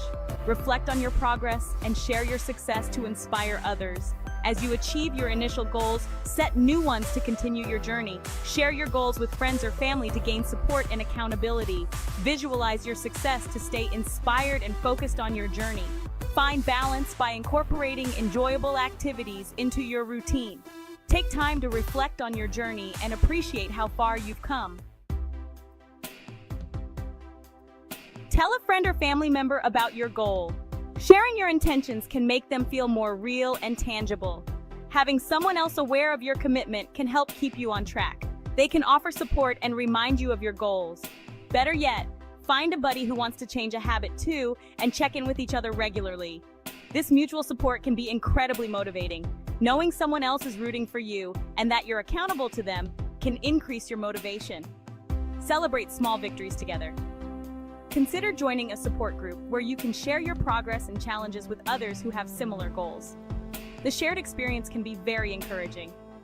The collective encouragement and accountability from a group can provide a powerful boost to your efforts. It's a great way to stay committed. Regularly updating your progress with your accountability partner or group can help you stay focused and motivated. Consistent check-ins can make a big difference. Breaking a habit can be tough, so celebrate your progress. Each time you resist the habit or go a day without giving in, reward yourself in a healthy way, maybe with a favorite activity, a small treat, or even just recognizing your success. Rewards reinforce the new behavior, helping to reshape your habit loop. Healthy rewards can include taking a walk in nature, enjoying a relaxing bath, or reading a favorite book. Remember, every small victory counts. Celebrate them to stay motivated and on track. Sometimes we slip up, and that's normal. Instead of beating yourself up, practice mindfulness to stay present and calm. Avoid saying things like, "I'll never be able to quit." Use positive affirmations like, "I'm learning and improving." Studies show that mindfulness and positive affirmations help keep you on track even after setbacks. Remember, every step forward is progress, no matter how small. Your surroundings can significantly influence your habits. To cut back on junk food, keep healthy snacks within easy reach and remove unhealthy options from your home. If you aim to exercise more, set out your workout clothes the night before. A well-organized environment reduces decision fatigue, making it easier to maintain your goals and stay on track.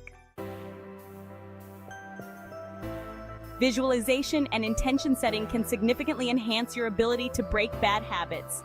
By visualizing yourself free from the habit, you create a powerful mental image of success. To incorporate these practices, start by setting aside a few minutes each day to visualize your success. Next, write down your intentions and how you plan to respond to triggers. Finally, review your intentions regularly to keep your mind focused and motivated. This step-by-step approach makes the habit-breaking process more achievable and sustainable. Remember, consistency is key. Keep visualizing and setting intentions daily for the best results.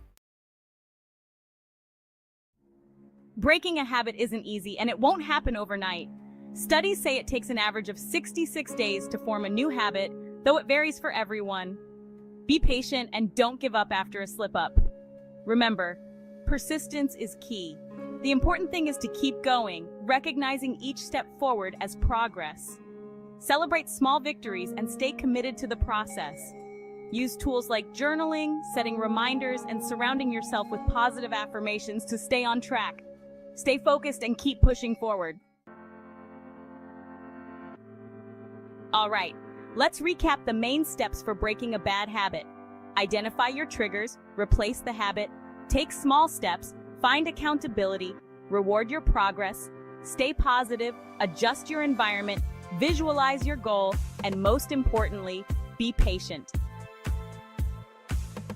Remember, breaking a bad habit is a journey. Be kind to yourself along the way. Every effort you make is a step toward creating the life you want.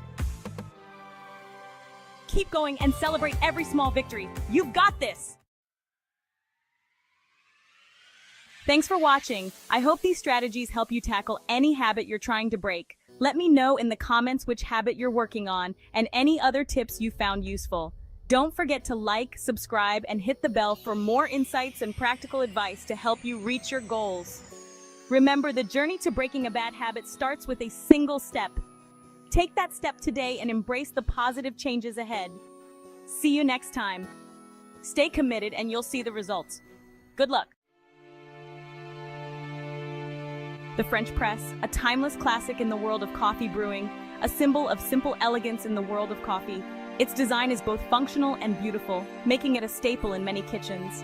It's a brewing method that prioritizes flavor and ritual, offering a richer, bolder cup compared to your average automatic drip machine. The French press allows the coffee grounds to steep, extracting the full range of flavors and oils, resulting in a more robust and aromatic cup. The best part? It's incredibly easy to master. With just a few simple steps, you can brew a perfect cup of coffee every time. All you need is coarsely ground coffee, hot water, and a few minutes of patience. Even if you're a complete beginner, you can achieve coffee shop quality in the comfort of your own home. The process is straightforward and forgiving, making it ideal for those new to coffee brewing. So let's embark on this journey together and unlock the secrets of the perfect French press coffee. From selecting the right beans to mastering the brewing technique, we'll guide you every step of the way. This isn't just about making coffee, it's about elevating your morning ritual. The French press transforms a simple cup of coffee into a moment of mindfulness and pleasure. It's about the anticipation of the aroma, the satisfaction of the process, and the pure delight of that first sip. The rich, full-bodied flavor of French press coffee is unmatched, making each cup a special experience. Are you ready to elevate your coffee game? Let's get started. Together, we'll explore the art and science of French press coffee, ensuring that every cup you brew is a masterpiece. Before we dive into the brewing process, let's gather our essential tools. Having the right tools on hand can make a world of difference in the quality of your coffee. It's not just about the ingredients, but also about how you handle them. Fear not, we won't be needing any fancy equipment, just a few simple items you likely already have in your kitchen. These everyday tools can help you achieve a perfect brew without breaking the bank or requiring a trip to a specialty store. First and foremost, you'll need a French press. This classic coffee maker is beloved for its simplicity and the rich, full-bodied coffee it produces. These come in various sizes, so choose one that suits your needs. Whether you're brewing just for yourself or for a group, there's a French press out there that's perfect for you. A good starting point is a 32-ounce, about 4 cups press. This size is versatile enough for personal use or for sharing with a friend. Next up, you'll need coarsely ground coffee beans. The grind size is crucial for French press brewing, as it prevents over-extraction and gritty sediment in your cup. The grind size is crucial for French press brewing, as it prevents over-extraction and gritty sediment in your cup. Coarse grounds allow for a slower extraction, giving you a smoother, more balanced flavor. Of course, hot water is a must-have. The temperature of the water can significantly affect the extraction process and the final taste of your coffee. Ideally, you'll want water that's just off the boil, around 200 degrees Fahrenheit. This temperature is perfect for extracting the coffee's flavors without burning the grounds. Lastly, grab a spoon for stirring. Stirring helps to ensure that all the coffee grounds are fully saturated with water, which is essential for an even extraction. And that's it. With these simple tools at your disposal, you're well on your way to brewing exceptional coffee. Remember, the key to a great cup of coffee lies not just in the tools, but in the care and attention you give to each step of the process. Happy brewing! Now that we have our tools, let's talk about proportions.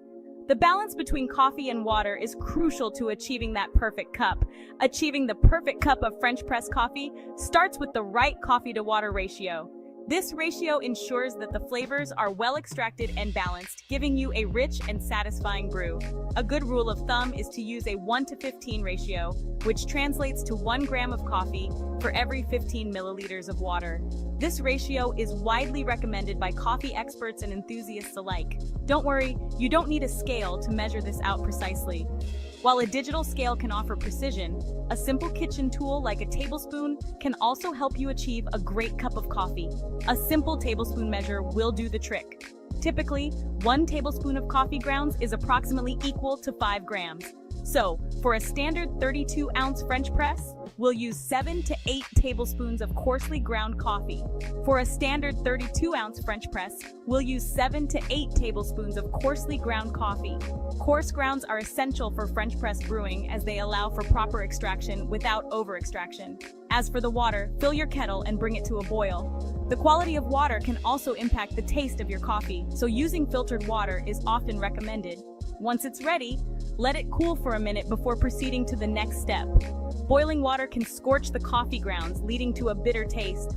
Letting it cool slightly ensures the water is at the optimal temperature for brewing. Remember, precision is key, but don't let it intimidate you. Coffee making is both an art and a science.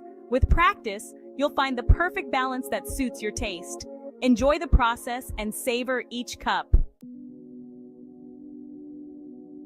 This step might seem small, but it plays a significant role in extracting the best flavors from your coffee beans. It's called the bloom.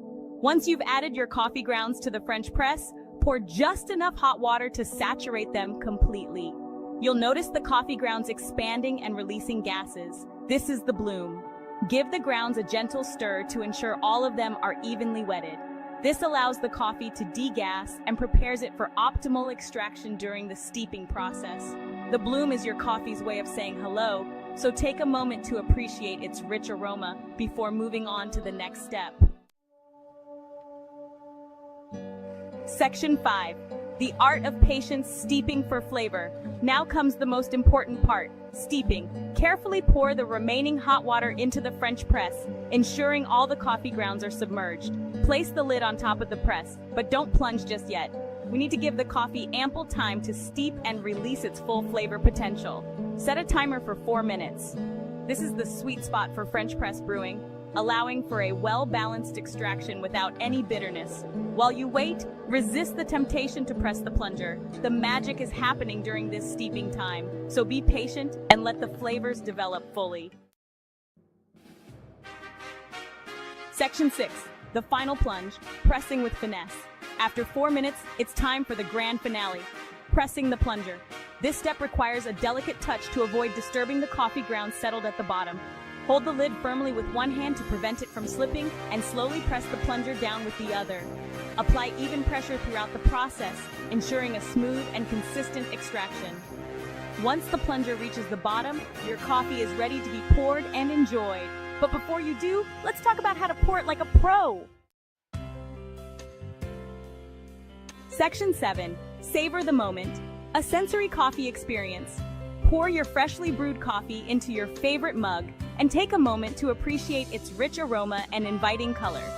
French press coffee is known for its full-bodied texture and complex flavor profile, so take your time to savor each sip. Notice the subtle nuances and aromas that emerge as you drink. Perhaps you detect hints of chocolate, caramel, or even fruitiness. The beauty of French press coffee is that it allows you to experience the full spectrum of flavors that your beans have to offer. Section 8. French press. Cheat sheet. A quick recap. Let's quickly recap the key steps for brewing the perfect French press coffee. First, gather your tools: French press, coarse ground coffee, hot water, spoon. Second, measure. Use a 1 to 15 coffee to water ratio, which means 7 to 8 tablespoons of coffee for a 32-ounce press. Third, bloom. Pour enough hot water to saturate the grounds and stir gently. Fourth, steep. Add the remaining water, cover, and steep for 4 minutes. Fifth, press. Press the plunger down slowly and evenly. And finally, pour and enjoy. Section 9. Beyond the basics, experiment and enjoy. Now that you've mastered the fundamentals, don't be afraid to experiment and personalize your brewing process. You can adjust the grind size, water temperature, and steeping time to suit your taste preferences. For example, a coarser grind and shorter steeping time will result in a lighter-bodied cup. Conversely, a finer grind and longer steeping time will yield a bolder, more intense flavor. The key is to find what works best for you. So go ahead and explore the world of French press coffee with confidence. Section 10. Sharing the love, spread the French press gospel. The joy of a perfectly brewed cup of coffee is best shared with others. Invite your friends and family over for a coffee tasting and impress them with your newfound French press skills. Share your knowledge and passion for this timeless brewing method, and watch as they discover the simple pleasure of a truly exceptional cup of coffee, brewed to perfection. Learn how to meditate in just 10 minutes. This beginner's guide will help you find peace and relaxation in no time. Let's get started. Welcome! If you're new to meditation or short on time, this video will guide you through a simple 10-minute meditation that you can practice anywhere to relax and refocus. Let's dive in. To start, find a comfortable, quiet spot. Sit in a relaxed position, either cross-legged on the floor or upright in a chair. Place your hands on your knees or gently in your lap and close your eyes. Step 1. Focus on your breath. Breathe in deeply through your nose for a count of 4, feeling the cool air fill your lungs, and then slowly exhale through your mouth for a count of 4, releasing any tension. Let your breath find a natural, steady rhythm. Notice how your body responds, how your chest rises and falls. This will help you calm your body and quiet your mind, creating a sense of peace and relaxation. Embrace this moment of tranquility, allowing yourself to be fully present in this serene experience. As you continue to breathe deeply, imagine the air you inhale is filled with positive energy, and the air you exhale carries away any stress or negativity. Picture yourself in a serene place, perhaps a quiet forest or a peaceful beach where you feel completely at ease. With each breath, allow yourself to sink deeper into this sense of calm.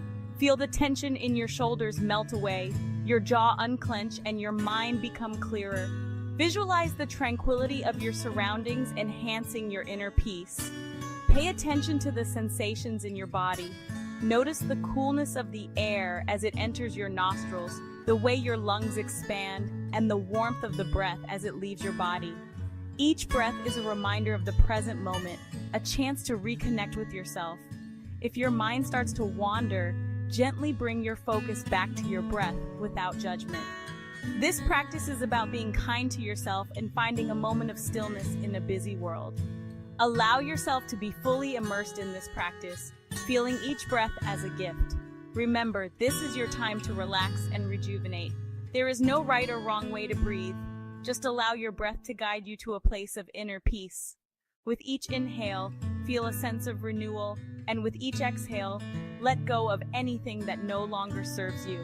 This simple act of focusing on your breath can be a powerful tool for managing stress and enhancing your overall well-being. Take this moment to honor yourself and the present moment. Recognize the importance of this practice in nurturing your mental and physical health. As you finish this breathing exercise, take a moment to appreciate the calmness you have created within yourself. Carry this sense of tranquility with you throughout your day, knowing that you can return to this practice whenever you need to find balance and peace. Embrace the power of your breath and let it be a source of strength and serenity in your life. Thank yourself for taking this time to focus on your well-being. Remember, this practice is always available to you, a sanctuary of calm in the midst of life's chaos. Step 2. Let any thoughts simply come and go. It's natural for your mind to wander. Don't worry. When it does, just gently guide your focus back to your breath without judgment. Think of it like watching clouds pass in the sky. Observe, then let them float away. Imagine each thought as a cloud drifting by. Some may be dark and stormy, others light and fluffy. No matter their form, just watch them, acknowledge them, and let them move on. This practice helps cultivate a sense of peace and mindfulness, allowing you to become more attuned to the present moment. As you sit in your chosen spot, take a moment to settle in. Feel the ground beneath you, the air around you, and the rhythm of your breath. Notice how your body feels. Are there any areas of tension or relaxation? Allow yourself to become fully present in this moment. Feel the connection between your body and the earth, the gentle rise and fall of your chest as you breathe. This grounding helps anchor you in the now. When thoughts arise, and they will, remember that this is a natural part of the process. Your mind is like a vast sky, and thoughts are the clouds that drift through it. Some clouds may be fleeting, barely noticeable, while others may linger, demanding your attention. Regardless of their nature, treat each thought with kindness and curiosity. This non-judgmental awareness is key to developing a mindful practice. Instead of getting caught up in the content of your thoughts, try to observe them from a distance. Imagine you are a spectator, watching a play unfold. Each thought is a character on the stage, performing its role. You don't need to engage with every character, simply watch them come and go. This detachment allows you to see your thoughts more clearly without being overwhelmed by them. This practice of observing and letting go can be incredibly liberating. It teaches you that you are not your thoughts. You are the observer of your thoughts. This distinction is powerful. It allows you to create space between you and the mental chatter, giving you a sense of freedom and clarity. You begin to understand that thoughts are transient and do not define you. Over time, you may notice that your mind becomes quieter, more still. The thoughts that once seemed overwhelming may lose their intensity. You might find that you are more present in your daily life, more attuned to the beauty and simplicity of each moment. This is the essence of mindfulness, being fully here, now, with a gentle and open heart. Embrace the subtle shifts in your awareness and celebrate the small victories. So as you continue this practice, remember to be patient with yourself. There is no right or wrong way to do this. Each moment is an opportunity to begin again, to return to your breath, and to let your thoughts come and go like clouds in the sky. Embrace this journey with compassion and curiosity, and you will discover a profound sense of peace within. Trust the process, and know that every step you take brings you closer to inner tranquility. Step 3. Do a body scan. Begin by finding a comfortable position, either sitting or lying down, in a quiet space where you won't be disturbed. Close your eyes and take a few deep breaths, allowing your body to settle and your mind to calm. Gently focus on each part of your body, starting from your head down to your toes. This is your time to connect with yourself, free from distractions. Imagine a warm, soothing light at the top of your head. As you breathe in, visualize this light slowly moving down, enveloping your forehead, eyes, and cheeks. Notice any areas of tension and imagine breathing into them, letting them relax. Feel the light moving down to your neck and shoulders, releasing any tightness or discomfort. Allow this light to be a source of healing energy, melting away stress.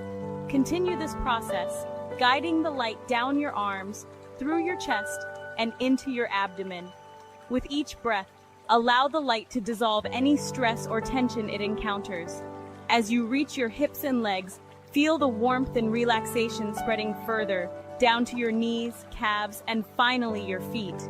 Imagine the light reaching every cell, rejuvenating and revitalizing your entire body.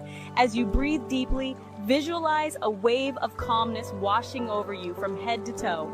This practice will deepen your awareness, release stress, and promote a sense of inner peace and tranquility. Take your time and be patient with yourself. If your mind wanders, gently bring your focus back to the body scan. Each breath is a step towards greater relaxation. Remember, this is a practice, and it's okay if it takes time to feel the full benefits. With regular practice, you'll find it easier to connect with your body and experience a profound sense of relaxation and well-being. Embrace this moment of self-care and allow yourself to fully unwind. Cherish these moments of stillness and let them become a sanctuary in your daily life. Step 4. Take a moment to feel gratitude. Think of one thing you're grateful for today, no matter how small. This simple practice can help shift your mindset to positivity and bring peace to your heart. Step 5. To close, take a deep breath and gently bring your awareness back to the room. Wiggle your fingers and toes, then open your eyes when you're ready. And there you have it, a simple 10-minute meditation to help you recharge and refocus.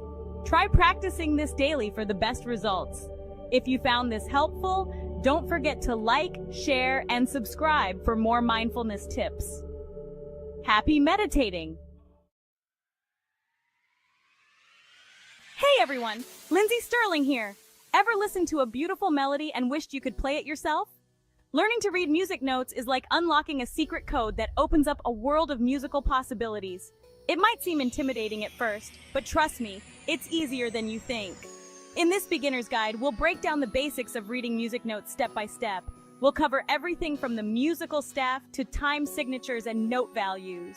By the end, you'll be well on your way to reading and playing your favorite tunes. So grab your instrument or just your curiosity and let's dive in. Before we can decipher those mysterious dots on the page, we need to get acquainted with the musical staff. Think of it as the foundation for all written music. The staff consists of 5 horizontal lines and the 4 spaces between them. That's right, those spaces are just as important as the lines. Each line and space represents a different musical pitch. The higher up on the staff a note is placed, the higher its pitch. Conversely, notes placed lower on the staff have a lower pitch. It's like climbing a musical ladder. Now let's meet the symbols that tell us which notes live on the staff, the clefs. These symbols are essential in guiding musicians on how to read and interpret the music written on the staff. Without them, the notes would be just a series of lines and spaces without any specific pitch. The 2 most common clefs are the treble clef and the bass clef. These clefs serve as the foundation for most musical compositions, helping to distinguish between higher and lower pitches. Each clef has its unique shape and position on the staff, making it easy for musicians to identify and follow. You'll usually see them at the beginning of a musical staff. This placement is crucial because it sets the stage for the entire piece of music, indicating the pitch range that the notes will fall into. The clef essentially acts as a key to unlock the musical language written on the staff. The treble clef, also known as the G clef, looks like a fancy cursive symbol that curls around the second line from the bottom. This line represents the note G, which is why it's called the G clef. The treble clef is often associated with melodies and higher-pitched sounds, making it a favorite among vocalists and instrumentalists alike. This clef is used for higher-pitched instruments like the flute, violin, and of course the right hand on the piano. These instruments produce sounds that are bright and clear, often carrying the main melody of a piece. The treble clef helps musicians navigate these higher notes with ease and precision. The bass clef, or F clef, resembles a backward C with 2 dots on its right side. This clef wraps around the 4th line from the bottom, which represents the note F. The bass clef is essential for reading lower-pitched notes, providing a foundation for the harmony and rhythm in a musical composition. It wraps around the 4th line from the bottom and indicates lower-pitched instruments like the cello, bass guitar, and the left hand on the piano. These instruments add depth and richness to the music, creating a balanced and full sound. The bass clef ensures that musicians can accurately read and perform these lower notes, contributing to the overall harmony of the piece. Let's start with the treble clef. Remember those spaces? They spell out the word face from bottom to top. Easy, right? The lines are just as simple to remember with this mnemonic phrase, every good boy deserves fudge. So the lines of the treble clef, from bottom to top, represent the notes E, G, B, D, and F. The spaces, as we learned, are F, A, C, and E. With a little practice, you'll be able to identify these notes at a glance. Section 5. Unlocking the bass clef notes for the low road. Now for the bass clef. The spaces spell out all cows eat grass from bottom to top. The lines are represented by the phrase, good boys do fine always. This means the lines of the bass clef from bottom to top are G, B, D, F, and A. The spaces, as we know, are A, C, E, and G. See, the bass clef isn't so intimidating after all. Section 6. Time signatures. Keeping the beat. Music is more than just notes, it's about rhythm too. Rhythm is the heartbeat of music, the element that keeps everything in motion and in sync. That's where time signatures come in. They are the framework that helps musicians understand the rhythm and structure of a piece. You'll find them at the beginning of a piece of music right after the clef. They set the stage for the entire composition. A time signature looks like a fraction and tells you how many beats are in each measure and what kind of note gets one beat. This is crucial for maintaining the correct tempo and feel of the music. The most common time signature is 4/4, also known as common time. It's used in countless genres, from classical to pop, because of its straightforward and balanced nature. The top number, 4, tells us there are 4 beats in each measure. This means that each measure is divided into 4 equal parts. The bottom number, 4, indicates that a quarter note gets 1 beat. This is a standard way to count and play music, making it accessible for musicians of all levels. Think of it like this: 1, 2, 3, 4, 1, 2, 3, 4, and so on. This steady pulse is what keeps the music grounded and cohesive. Time signatures are not just for individual practice, they are essential for group performances. They ensure that everyone is on the same page, quite literally, and playing in harmony. There are many other time signatures beyond 4/4, each bringing its own unique feel and complexity to the music. For example, 3/4 time gives a waltz-like flowing rhythm, while 6/8 time can create a more lilting dance-like feel. Understanding and mastering different time signatures can greatly enhance your musical versatility and expression. It allows you to explore a wider range of musical styles and emotions. So next time you pick up a piece of music, take a moment to appreciate the time signature. It's the silent guide that helps you keep the beat and bring the music to life. Remember, keeping the beat is not just about following the notes, it's about feeling the rhythm and letting it guide your performance. Whether you're playing solo or in a group, the time signature is your best friend in making music that resonates. Section 7. Note values, from whole notes to eighth notes. Just like words are made up of different letters, music is made up of notes with different durations. These durations are essential for creating the rhythm and flow of a piece of music. Without understanding these note values, it would be challenging to play or compose music accurately. The most common note values are a whole note, which looks like an empty oval and lasts for 4 beats. This means that when you see a whole note, you hold the note for the duration of 4 beats, giving it a long, sustained sound.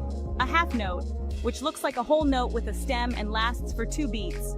The half note is held for half the duration of a whole note, providing a medium-length sound that is not as long as a whole note but longer than a quarter note.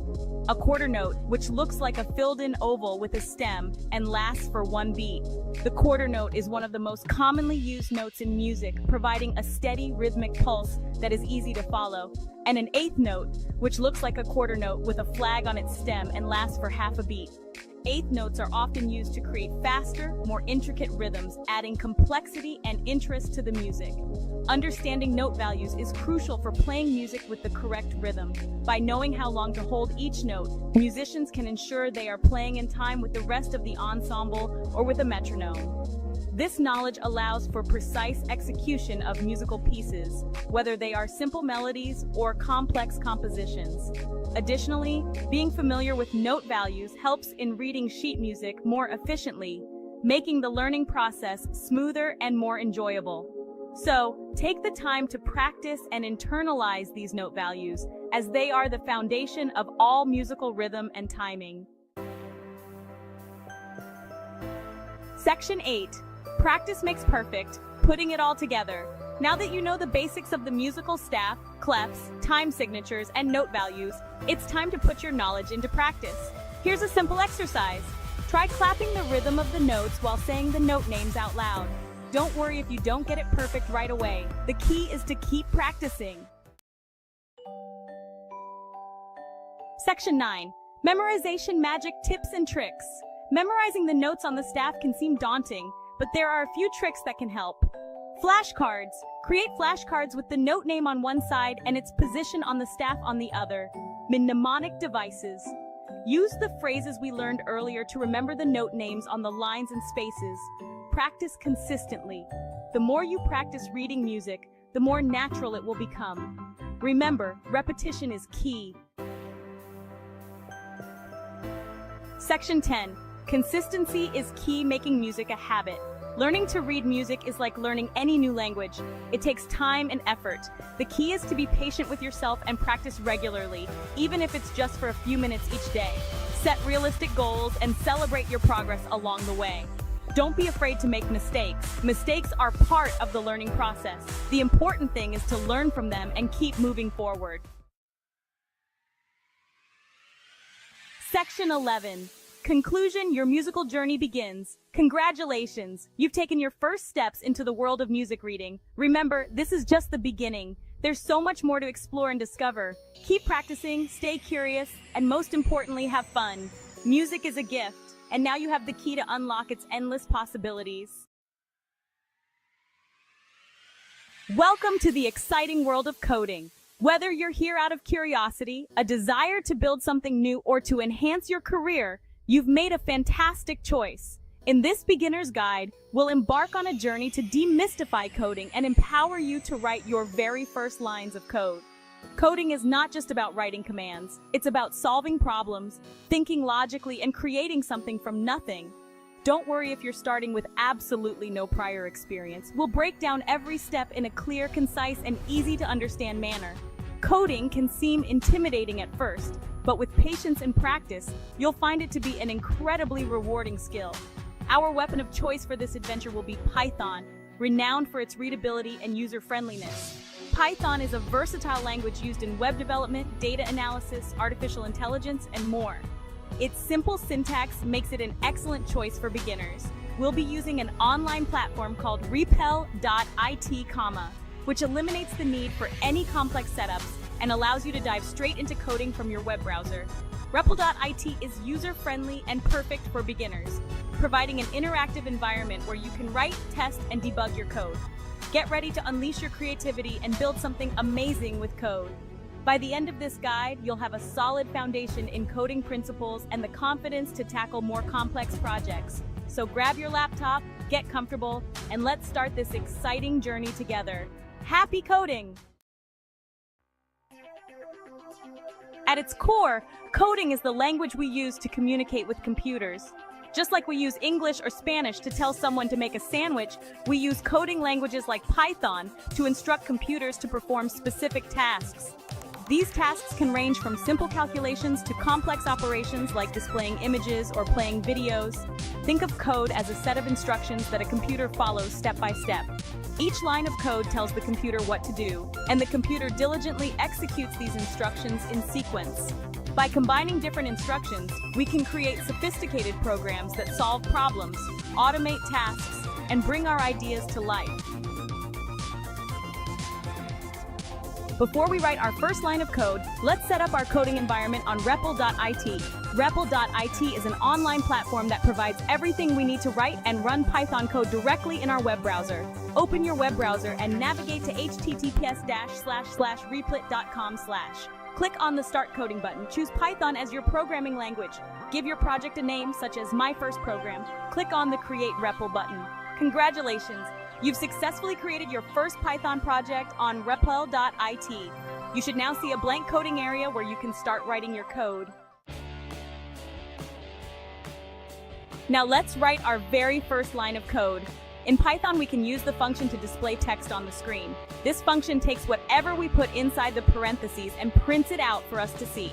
Type the following line of code into your REPL.IT coding area. Make sure you include the quotation marks around the text, "Hello World." These quotation marks tell Python that we want to treat the text as a string of characters to be displayed exactly as they are. Section 5, running your code. With our first line of code in place, let's run it and see what happens. To run your Python code in REPL.IT, simply click on the green Run button located above the coding area. Once you click Run, REPL.IT will execute your code and display the output in a separate pane, usually located to the right of the coding area. You should see the text, "Hello World," printed out on the screen. Congratulations! You've just written and run your first Python program. Section 6. Understanding variables. In programming, variables act as containers for storing information. Think of them as labeled boxes where you can put different types of data, such as numbers, text, or even entire lists of items. To create a variable in Python, we simply choose a name for our variable and use the equal sign to assign a value to it. For example, we can create a variable called and store the value Alice in it. Name equals Alice. Now, whenever we use the variable in our code, Python will substitute it with the value Alice. Section 7. Using variables in code. Let's see how we can incorporate variables into our code to make it more dynamic. Variables are essential in programming because they allow us to store, modify, and retrieve data efficiently. By using variables, we can write more flexible and reusable code. We can modify our previous statement to use the variable we just created. For example, let's create a variable called name and assign it the value Alice. So we write name equals Alice. This is known as variable assignment. Next, we can use this variable in a print statement. Instead of hard-coding the name directly into the print statement, we use the variable. So our print statement will be print hello, name plus an exclamation mark. In this code, we first create a variable and assign the value Alice to it. This means that whenever we refer to the variable name, it will hold the value Alice. Then we use the print function to display the text hello, followed by the value stored in the variable, which is Alice, and finally an exclamation mark. When you run this code, you'll notice that instead of printing hello, name, it prints hello Alice. This is because the variable name holds the value Alice, and the print function retrieves this value and displays it. This demonstrates how variables allow us to store and manipulate data within our programs. By using variables, we can easily change the data our program works with without having to rewrite the entire code. For instance, if we want to greet someone else, we simply change the value of the variable name to another name like Bob, and the program will print "Hello Bob" instead. Variables also make our code more readable and maintainable. Instead of having magic numbers or hard-coded values scattered throughout our code, we use descriptive variable names that convey the purpose of the data they hold. This makes it easier for others to understand our code and for us to make changes in the future. In summary, variables are a fundamental concept in programming that enable us to write dynamic, flexible, and maintainable code. They allow us to store data, modify it, and use it in various parts of our program. By mastering the use of variables, we can create more powerful and efficient programs. Section 8. Putting it all together. Now that we've covered the basics of coding, variables, and printing output, let's combine these concepts to create a slightly more complex program. This will help solidify your understanding and give you a practical example of how these elements work together. This program will ask the user for their name and then greet them personally, making the interaction more engaging and user-friendly. Here's a simple example in Python. Name equals sign input, what is your name? Print, hello plus name plus, nice to meet you. In this code, we use the input function to prompt the user to enter their name. This function pauses the program and waits for the user to type something and press enter. The entered name is then stored in the variable called name. Variables are like containers that hold data, and in this case, the data is the user's name. We then use the print function to display a personalized greeting. The print function takes the text inside the parentheses and displays it on the screen. By combining the text, hello, with the value stored in the name variable and adding, nice to meet you, we create a custom message. This message is then shown to the user, making the interaction feel more personal. Run this code and see how it interacts with you, asking for your name and then greeting you accordingly. This simple program demonstrates how you can use input and output functions together with variables to create interactive applications. As you continue to learn and practice, you'll be able to build more complex programs that can handle a variety of tasks and provide even more personalized experiences for users. Keep experimenting and exploring the possibilities of coding. The more you practice, the more proficient you'll become. Happy coding! Section 9. Recap of key concepts. In this whirlwind tour of coding, we've covered several fundamental concepts. The language we use to communicate with computers, a beginner-friendly programming language, an online platform for writing and running code, used to display text on the screen, containers for storing information. We've learned how to write simple Python code, use the function to display output, create variables to store data, and incorporate variables into our code to make it more dynamic. Section 10, continuing your coding journey. Congratulations on taking your first steps into the world of coding. Remember, coding is like learning any new skill. It takes practice and perseverance. The more you code, the more comfortable and confident you'll become. Here are some suggestions for continuing your coding journey. Don't be afraid to tinker with the code we've written. Change the values, add new lines, and see what happens.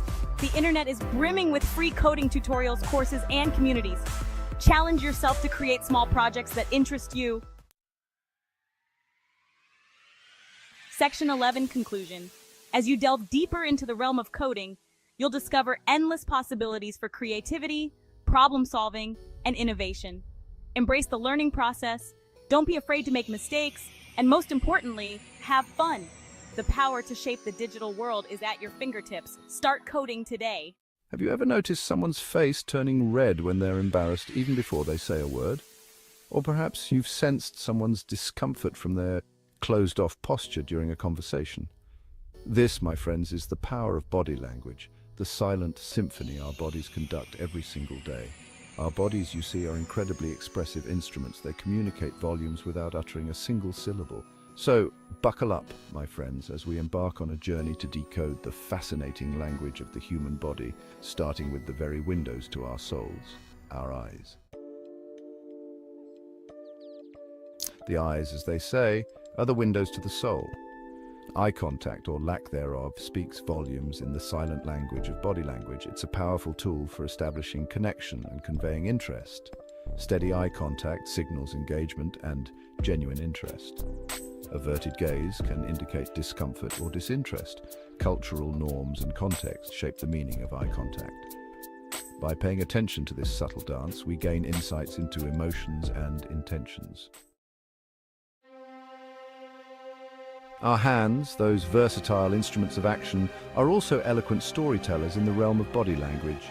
From a firm handshake to a subtle fidget, our hand movements reveal a wealth of information about our emotional state and confidence levels.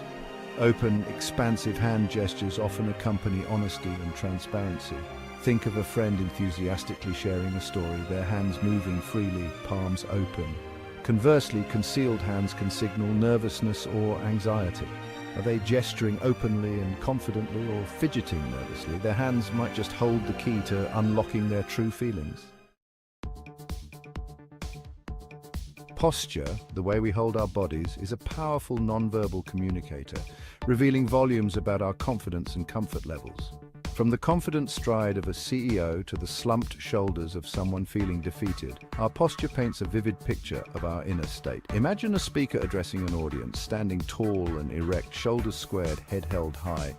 This expansive posture exudes confidence and authority, captivating the attention of everyone in the room. Contrast this with someone who's slouching, shoulders hunched, gaze downcast.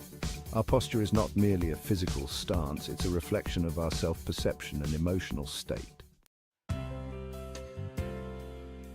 Section 5, Footprints of Engagement, Decoding Feet Positioning. Feet can reveal if we're engaged, restless, or eager to escape. When engrossed, feet point towards the person you're engaged with. Feet pointed towards the exit often betray a desire to disengage. Section 6, Micro-expressions, Fleeting Glimpses into True Emotions. Imagine for a moment that you've just received disappointing news. You try to mask your emotions, but a flicker of sadness flashes across your face. This is a micro-expression, a brief, involuntary facial expression. Micro-expressions are like lightning flashes of emotion. They are universal, occurring across cultures and not easily masked. Section 7. Context is key, piecing together the body language puzzle. Context is king in body language. A single gesture can mean different things depending on the situation. Crossed arms can signal defensiveness or just comfort. Misinterpretations arise without context. Consider the bigger picture for accurate interpretation. Section 8. Reading between the lines. Practical applications of body language. Let's dive into some practical applications of body language. It's about enhancing communication and building relationships. In the workplace, reading nonverbal cues is invaluable. In personal relationships, understanding body language prevents misunderstandings. Attuning to nonverbal messages bridges communication gaps. Enhancing communication body language in everyday conversations. Body language plays a crucial role in our everyday conversations, often without us realizing it. By being mindful of our nonverbal cues, we can enhance communication and build stronger connections. Imagine listening to a friend while glued to your phone. Now put your phone away, make eye contact, and nod in understanding. These cues convey empathy, interest, and active listening, making your friend feel valued. Section 10. Mastering the unspoken body language as a life skill. Mastering body language is an ongoing journey of observation and self-awareness. It's about reading between the lines, deciphering subtle cues that speak louder than words. Embrace body. Hey everybody, it's your boy, S. But you can call me LS because today we're diving headfirst into the beautiful language of Spanish. That's right, in just 10 minutes, you'll be spitting Spanish phrases like a pro. We're talking greetings, directions, ordering food, all the essentials to survive, nay, thrive on your next Spanish adventure. Buckle up, because things are about to get muy caliente. Let's do this.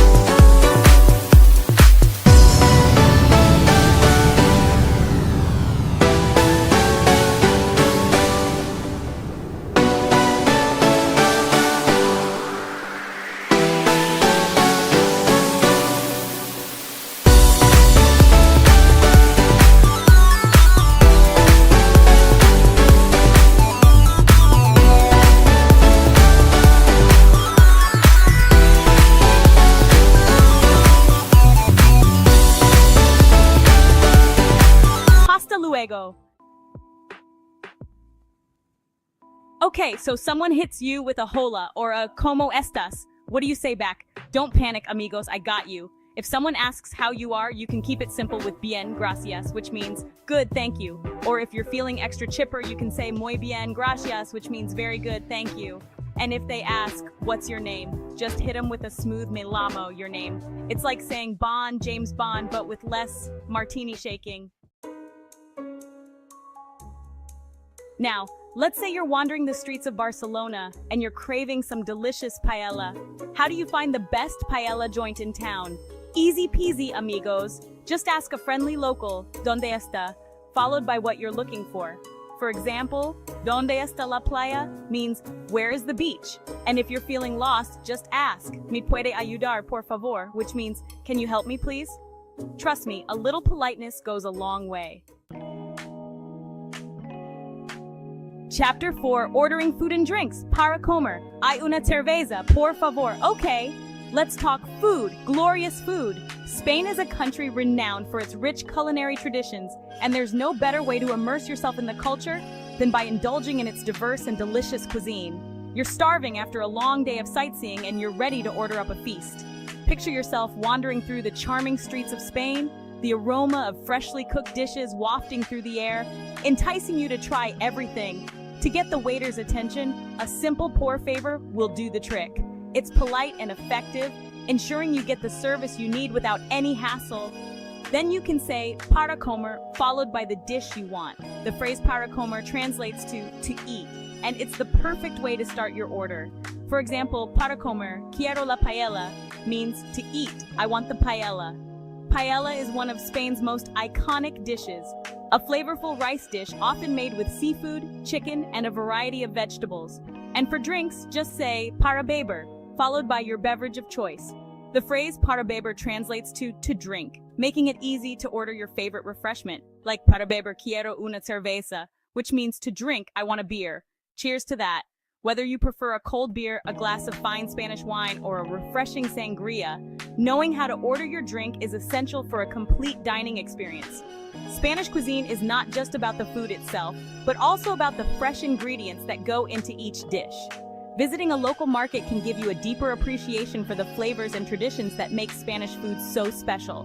Don't forget to try tapas, small plates of various appetizers that are perfect for sharing.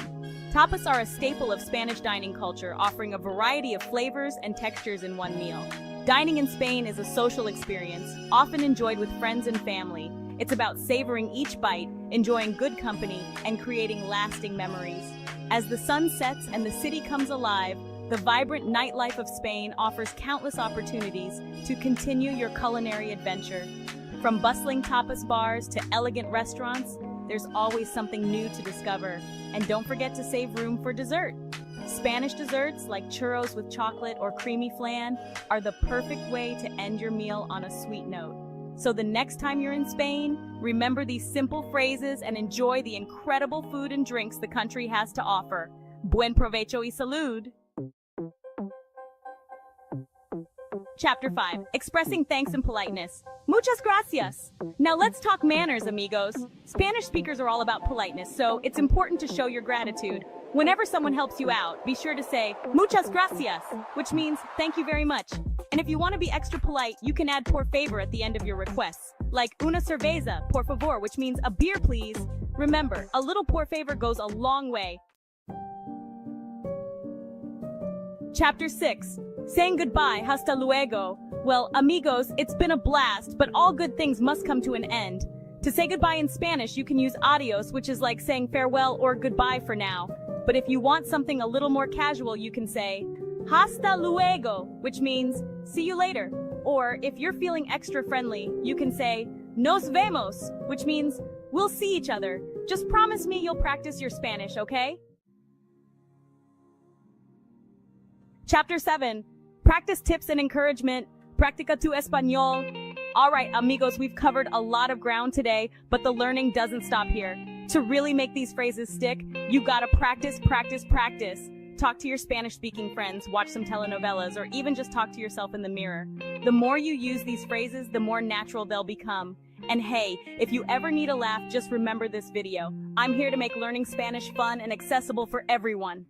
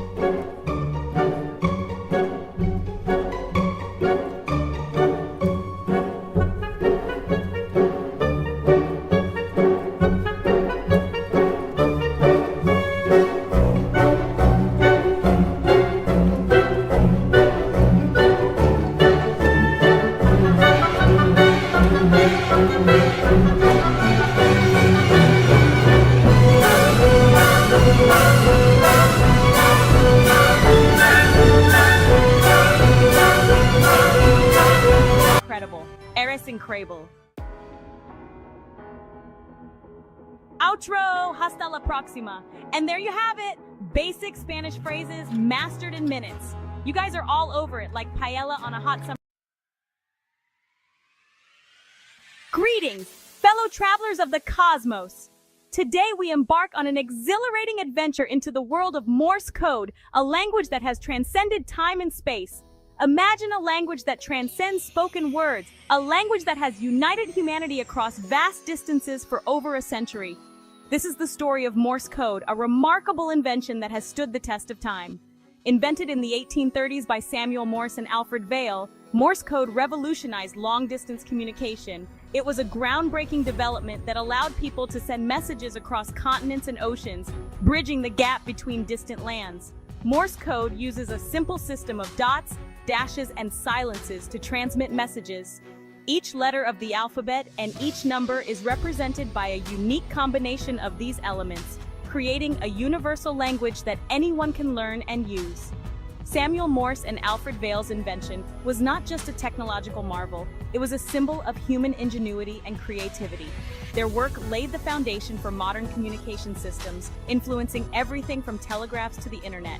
Like celestial bodies emitting pulses of light, Morse code uses a simple system of dots, dashes, and silences to transmit messages.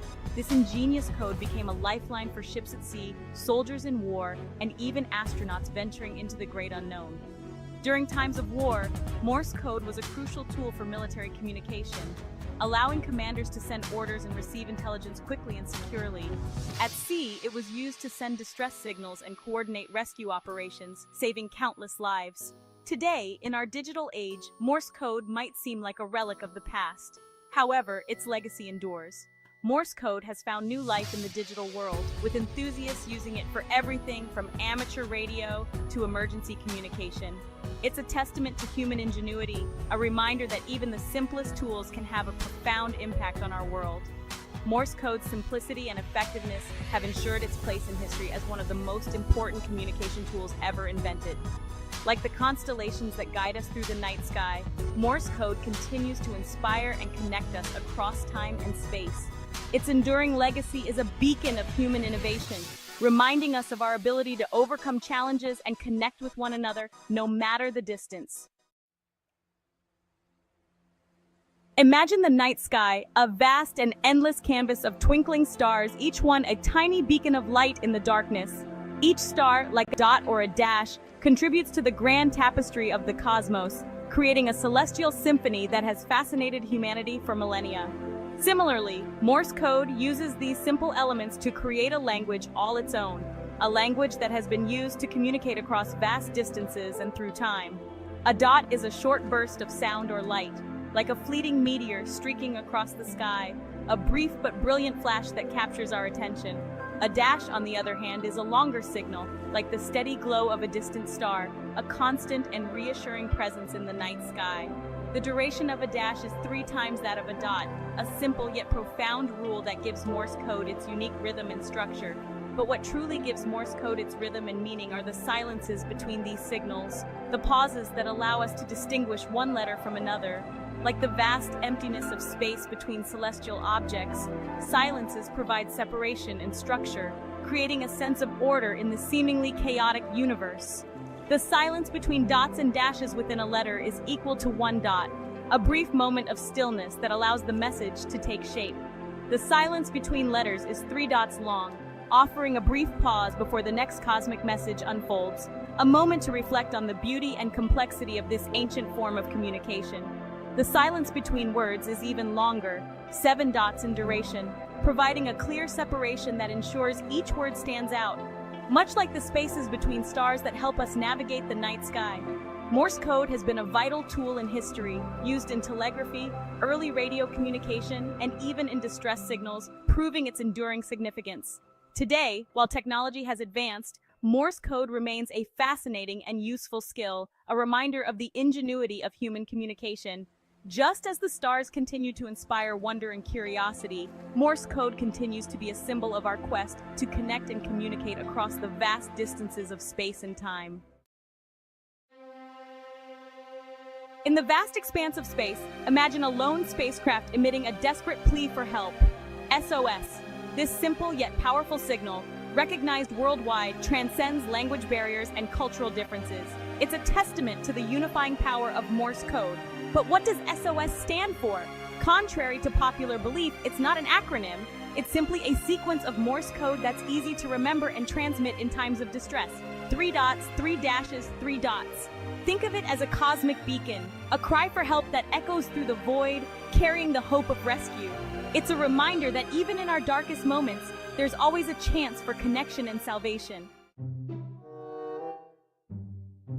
Just as stars cluster together to form constellations, dots and dashes combine to create the letters of the Morse code alphabet. Each letter has a unique pattern, a cosmic signature that sets it apart. Let's start with the simplest letters. E and T. E, the most common letter in the English language, is represented by a single dot, a fleeting spark of cosmic energy. T, on the other hand, is a single dash, a more sustained pulse of energy. As we venture further into the cosmic alphabet, we encounter more complex patterns. A, for instance, is a dot followed by a dash, like a binary star system orbiting a common center of gravity. I is 2 dots, while N is a dash followed by a dot.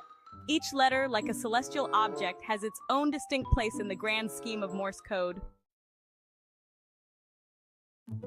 Section 5. Numbers in the cosmos. Transmitting numerical data. Imagine trying to communicate your location in the vastness of space using only dots and dashes. It might seem impossible, but Morse code has a clever solution. Numerical representation. Numbers in Morse code are like celestial coordinates, guiding us through the cosmic sea of information. Each number is represented by a sequence of 5 dots and dashes. For example, the number 1 is a dot followed by 4 dashes, while 2 is 2 dots followed by 3 dashes. This numerical system allows us to transmit vital information, such as distances, quantities, and even time itself. It's a testament to the versatility and power of Morse code, a language that can convey not just words, but also the very fabric of our universe. Section 6. Mastering the code tips for cosmic communication. Learning Morse code is like embarking on a journey through the cosmos. It's a fascinating adventure that connects us to a rich history of communication. It takes time, patience, and a sense of wonder. Just as the universe didn't form overnight, mastering Morse code requires dedication and persistence. But fear not, fellow space explorers, for I'm here to guide you with some stellar tips. With the right approach, you'll be decoding and sending messages like a seasoned astronaut. Start with the basics. Just like a telescope helps us focus on distant stars, begin by mastering the dots, dashes, and silences. These are the building blocks of Morse code. Much like stars are the building blocks of galaxies. Practice writing them down, listening to their sounds, and feeling their rhythm. The more you immerse yourself in these fundamental elements, the more natural they will become. Focus on common letters and words. Just as astronomers study the brightest stars in a constellation, concentrate on learning the Morse code for frequently used letters like E, T, A, O, and I. These letters form the core of many words and will be your guiding stars in the vast expanse of Morse code. Once you've mastered these, gradually expand your cosmic vocabulary. Add new letters and words to your repertoire, just as astronomers discover new celestial bodies. Use mnemonics. Our brains are wired to remember patterns and associations. Mnemonics can be your secret weapon in this cosmic journey. Create mnemonics or visual cues to help you remember the Morse code for different letters. For instance, you might visualize the letter A as a dot followed by a dash, like a shooting star followed by its trail. For example, you could associate the letter S with its 3 dots by picturing 3 twinkling stars. This visualization technique can make the learning process more engaging and memorable. Practice with a partner. Just as astronauts rely on teamwork, practicing Morse code with a friend can enhance your learning experience. Exchange messages and challenge each other to improve. Utilize technology. There are numerous apps and online resources available to help you practice and track your progress. These tools can provide instant feedback and keep you motivated. Stay inspired. Remember, learning Morse code is not just about memorizing dots and dashes. It's about connecting with a timeless method of communication that has spanned the globe and beyond. Keep your sense of wonder alive and let the stars guide your journey. Section 7. Cosmic Scribes. Practice your Morse code skills. Now that you've dipped your toes into the cosmic ocean of Morse code, it's time to put your knowledge into practice. Let's embark on a fun and interactive exercise to test your skills. Grab a pen and paper and prepare to translate your name into the language of the stars. Remember, each letter has a unique pattern of dots and dashes. Take your time, refer to the Morse code chart, and let your cosmic creativity flow. Once you've successfully translated your name, try sending a simple message to a friend or family member. You can even use a flashlight to transmit your message visually, like signaling with stars across the vast expanse of space. Section 8. Journey into the cosmos of Morse code. Keep exploring. Congratulations, fellow space explorers. You've taken your first steps into the fascinating world of Morse code. You've learned about its history, its structure, and its enduring legacy. You've even practiced transmitting your own cosmic messages, but this is just the beginning of your journey. The universe of Morse code is vast and full of wonder, waiting to be explored. There are countless resources available online and in libraries to deepen your understanding and hone your skills. So keep practicing, keep exploring, and keep the spirit of Morse code alive. Who knows? Maybe one day your knowledge of this cosmic... Hey everyone! Welcome back to the channel.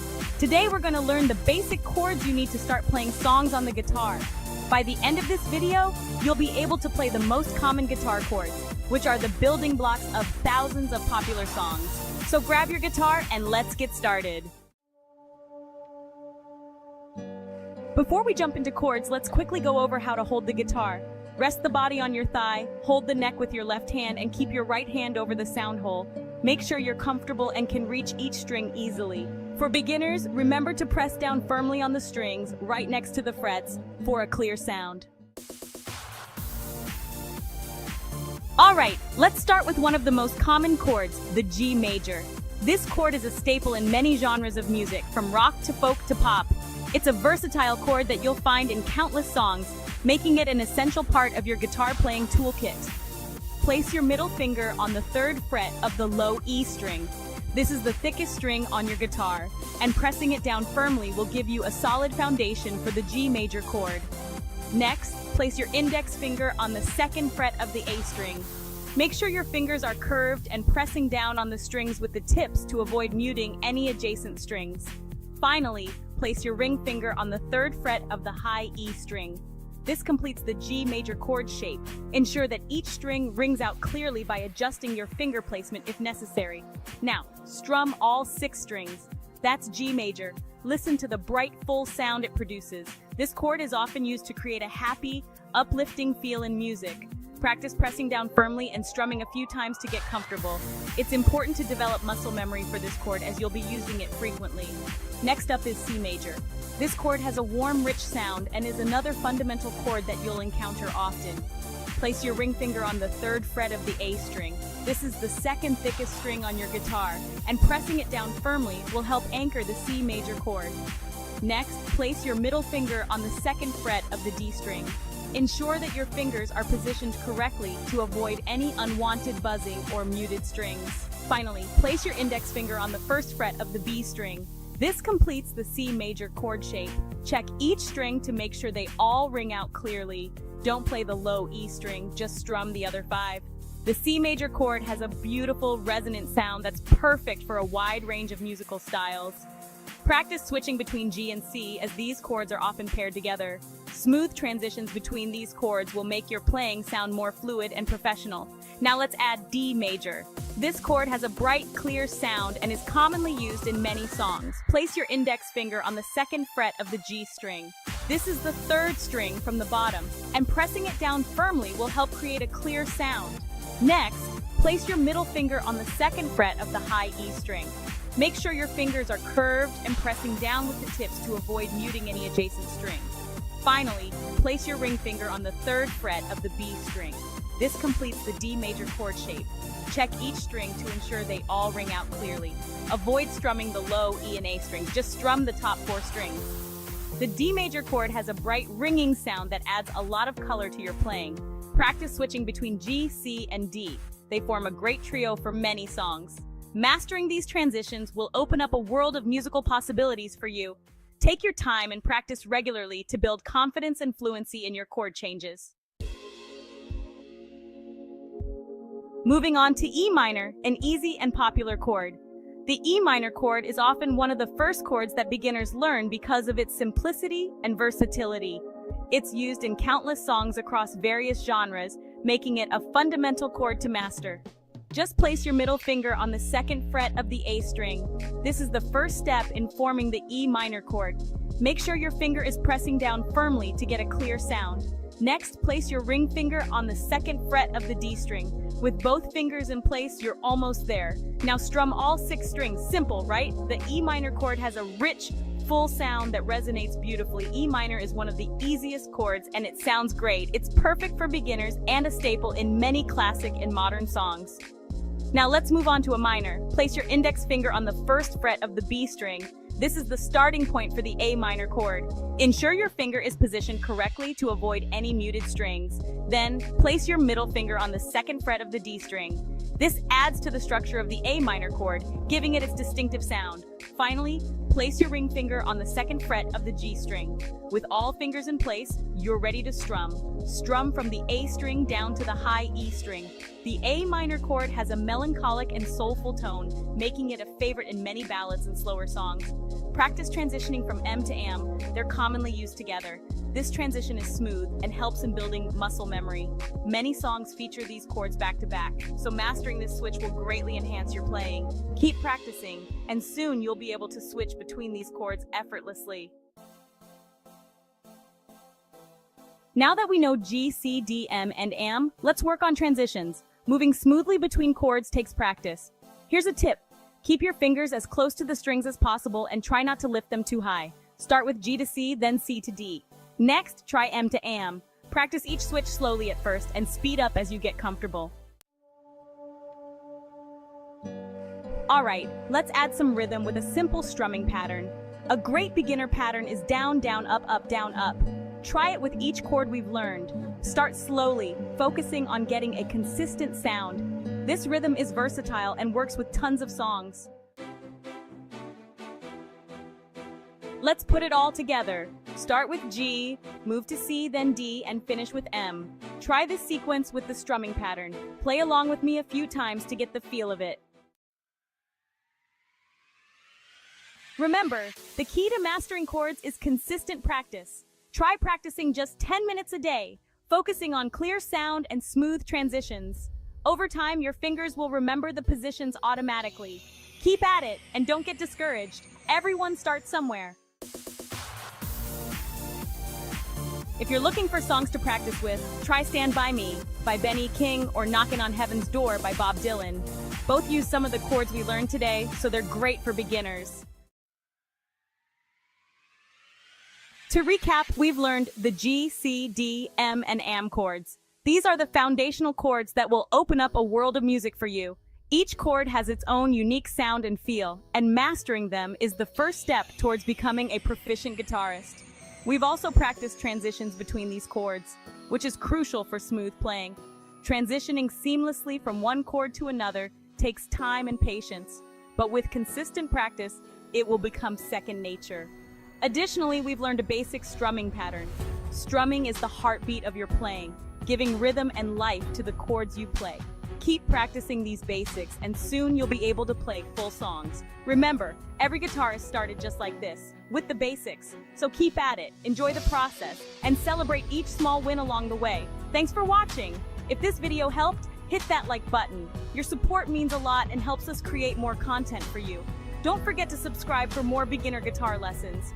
We have a lot of exciting content planned, from more chord tutorials to full song breakdowns.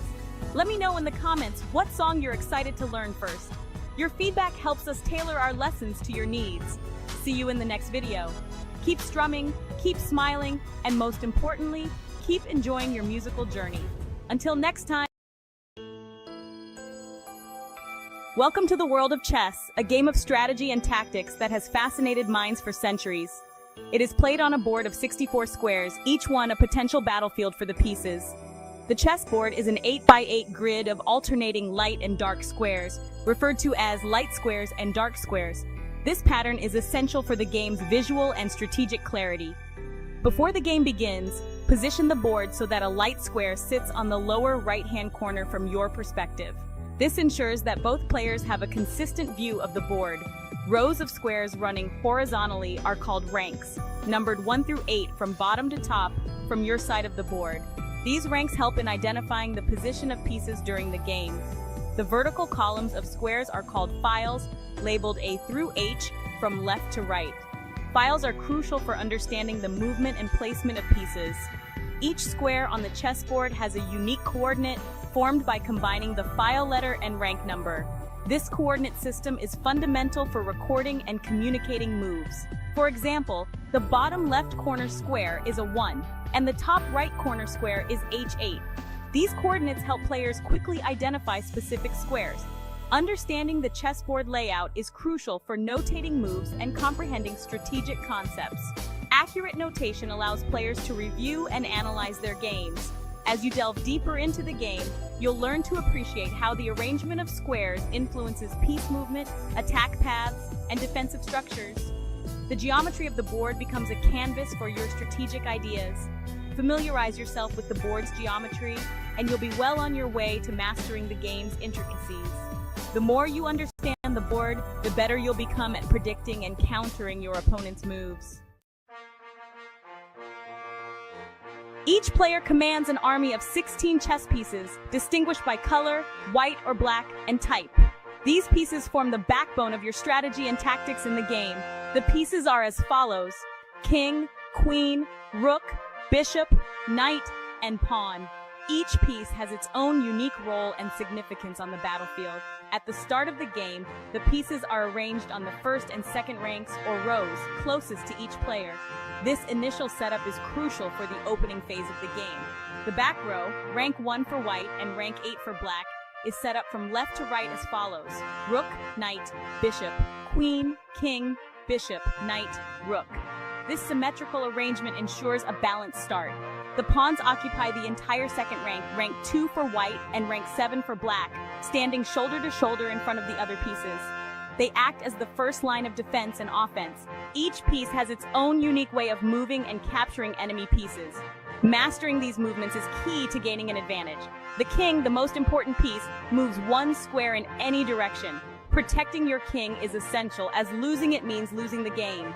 The queen is the most powerful attacker, moving any number of vacant squares diagonally, horizontally, or vertically. Her versatility makes her a formidable force. Rooks move horizontally or vertically any number of squares. They are especially powerful in open files and ranks. Bishops move diagonally any number of squares, restricted to squares of the same color. Their long-range capabilities can control key diagonals. Knights, with their unique L-shaped movement, are the only pieces that can jump over other pieces. This ability allows them to navigate crowded boards effectively.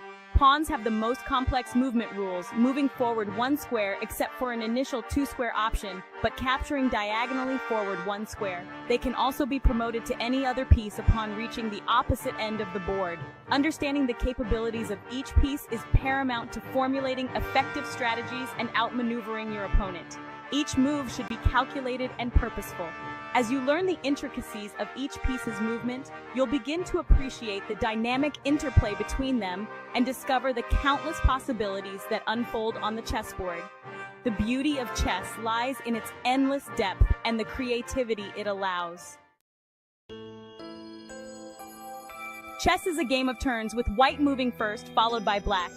This initial move sets the stage for the entire game, giving white a slight advantage.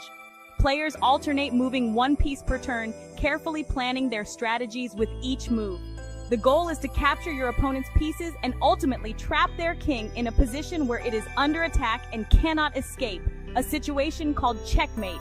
Achieving checkmate requires foresight and tactical precision.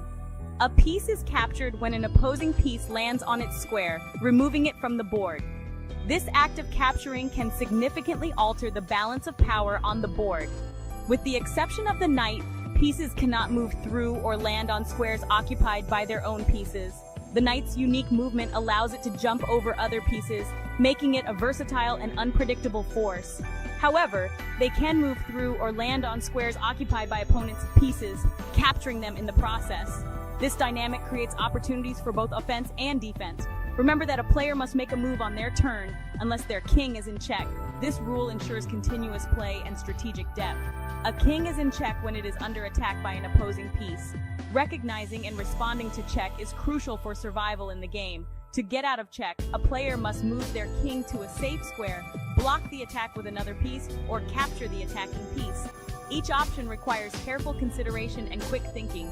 Understanding the basic rules of movement, capturing, and check is essential for playing a legal game of chess. These foundational rules are the building blocks of more advanced strategies. As you become more familiar with these fundamental rules, you'll be able to focus on the strategic and tactical aspects of the game. Mastery of these elements can transform a novice into a formidable opponent. Checkmate signifies the end of the game. It occurs when a player's king is under attack, in check, and there is no legal move to remove it from danger. The attacking player wins the game. To deliver checkmate, you must coordinate your pieces to create an inescapable threat to the enemy king. This requires a combination of offensive and defensive maneuvers, anticipating your opponent's moves while simultaneously orchestrating your own attack. While checkmate is the ultimate objective, there are other ways to win a chess game. A player resigns if they believe their position is hopeless and checkmate is inevitable. A game can also end in a draw, which occurs when neither player can achieve checkmate, often due to insufficient material or a stalemate, where the player to move has no legal move, but their king is not in check. As you progress in your chess journey, you'll learn to recognize checkmating patterns and develop strategies to trap your opponent's king. Remember, the path to checkmate is rarely straightforward and demands a keen eye for tactical opportunities and a deep understanding of positional nuances. Section 5. Opening moves, laying the foundation for victory. The opening moves in chess are crucial for establishing a strong foundation for the rest of the game. The opening is a complex phase, with countless variations and strategic nuances. However, some fundamental principles can guide your early moves. Control the center. The center of the board is strategically important as it provides greater mobility for your pieces. Aim to control the central squares with your pawns and pieces early on. Develop your pieces. Bring your pieces out of their starting positions and into the game. Develop your pieces towards the center of the board, where they can control more squares and exert greater influence. Castle your king. Castling is a special move involving the king and one of the rooks. It helps safeguard your king and connect your rooks. By adhering to these principles, you'll create a solid foundation for your game, develop your pieces effectively, and enhance your chances of gaining an early advantage. Section 6. Tactical maneuvers, forks, pins, and skewers. Tactics are short-term sequences of moves that result in a material gain or a positional advantage. Mastering basic tactics is essential for improving your chess skills. Here are 3 common tactical motifs. Forks. A fork occurs when one piece attacks 2 or more enemy pieces simultaneously. Knights are particularly adept at forks due to their unique movement pattern. Pins. A pin occurs when a piece is attacking a more valuable piece behind it, preventing the pinned piece from moving without exposing the more valuable piece to capture. Skewers. A skewer is similar to a pin but in reverse. The attacker forces a more valuable enemy piece to move, allowing the attacker to capture a less valuable piece behind it. By learning to recognize and exploit these tactical opportunities, you can gain a material advantage, disrupt your opponent's plans, and steer the game in your favor. Section 7. Endgame fundamentals, king activation, and pawn promotion. As the game progresses and pieces are exchanged, the endgame approaches. In the endgame, the kings become more active participants, and pawn promotion becomes a crucial factor. King activation. In the endgame, the king is no longer just a target to be protected, but an active fighting unit. Activate your king by bringing it towards the center of the board, where it can influence the game and support your remaining pieces. Pawn promotion. A pawn that reaches the opposite end of the board can be promoted to any other piece, queen, rook, bishop, or knight of the same color. Pawn promotion is a powerful tool in the endgame, often leading to a decisive material advantage. Understanding these endgame principles is crucial for converting your advantage into a victory. By activating your king and capitalizing on pawn promotion opportunities, you can navigate the complexities of the endgame and secure a win. Section 8. Practice makes perfect, honing your chess skills. Learning the basics of chess is just the beginning. To truly master the game, consistent practice is essential. There are numerous ways to improve your chess skills. Play regularly. The more you play, the more experience you'll gain. Play against opponents of different skill levels to challenge yourself and learn from both victories and defeats. Analyze your games. After each game, take the time to review your moves and identify areas for improvement. Analyzing your games helps you learn from your mistakes and develop better strategic thinking. Study chess books and websites. Countless resources are available to help you deepen your understanding of chess strategy, tactics, and openings. Solve chess puzzles. Chess puzzles are a fun and effective way to improve your tactical vision and calculation skills. Remember, chess is a journey of continuous learning. Embrace the challenges. Have you ever wanted to draw a realistic face? Maybe you've seen stunning portraits and thought, I wish I could do that. Well, you're in luck. It might seem tricky, but it's easier than you think. With a little guidance and practice, you'll be amazed at how quickly you can improve. With a few simple steps, you can learn to draw a face in just minutes. We'll guide you through each stage, from the initial outline to the final details. We'll break down the process into bite-sized pieces. Each step is designed to build on the previous one, making it easy to follow along. Grab your pencil and paper, and let's get started. Whether you're using a sketchbook or just a piece of scrap paper, the important thing is to begin. This guide is perfect for beginners, whether you're a kid or an adult. Drawing is a skill that anyone can learn, regardless of age or experience. We'll focus on proportions and basic shading to help you create a lifelike face. Understanding the structure of the face is key to making your drawings look realistic. Remember, drawing is all about having fun and letting your creativity flow. Don't be afraid to make mistakes. They're part of the learning process. Don't worry if your first few attempts aren't perfect. Every artist starts somewhere, and improvement comes with practice. The more you practice, the better you'll become. Keep a sketchbook to track your progress and see how far you've come. So let's dive in and discover the joy of drawing faces. We'll explore different techniques and tips to help you along the way. Get ready to be amazed at what you can achieve. With dedication and practice, you'll be drawing faces like a pro in no time. So let's get started and unleash your inner artist. Our first step is to create the outline of our face. Start by drawing a simple oval shape on your paper. Don't worry about making it perfect, it's just a guide. Imagine the oval as an egg standing upright. This will be the basic shape of our face. We'll add the details later. Now draw a horizontal line across the center of the oval. This line will help us place the eyes. Then draw another horizontal line halfway between the first line and the bottom of the oval. This will be the guideline for the nose. With our oval foundation and guidelines in place, we can start mapping out the facial features. Draw a vertical line down the center of the oval.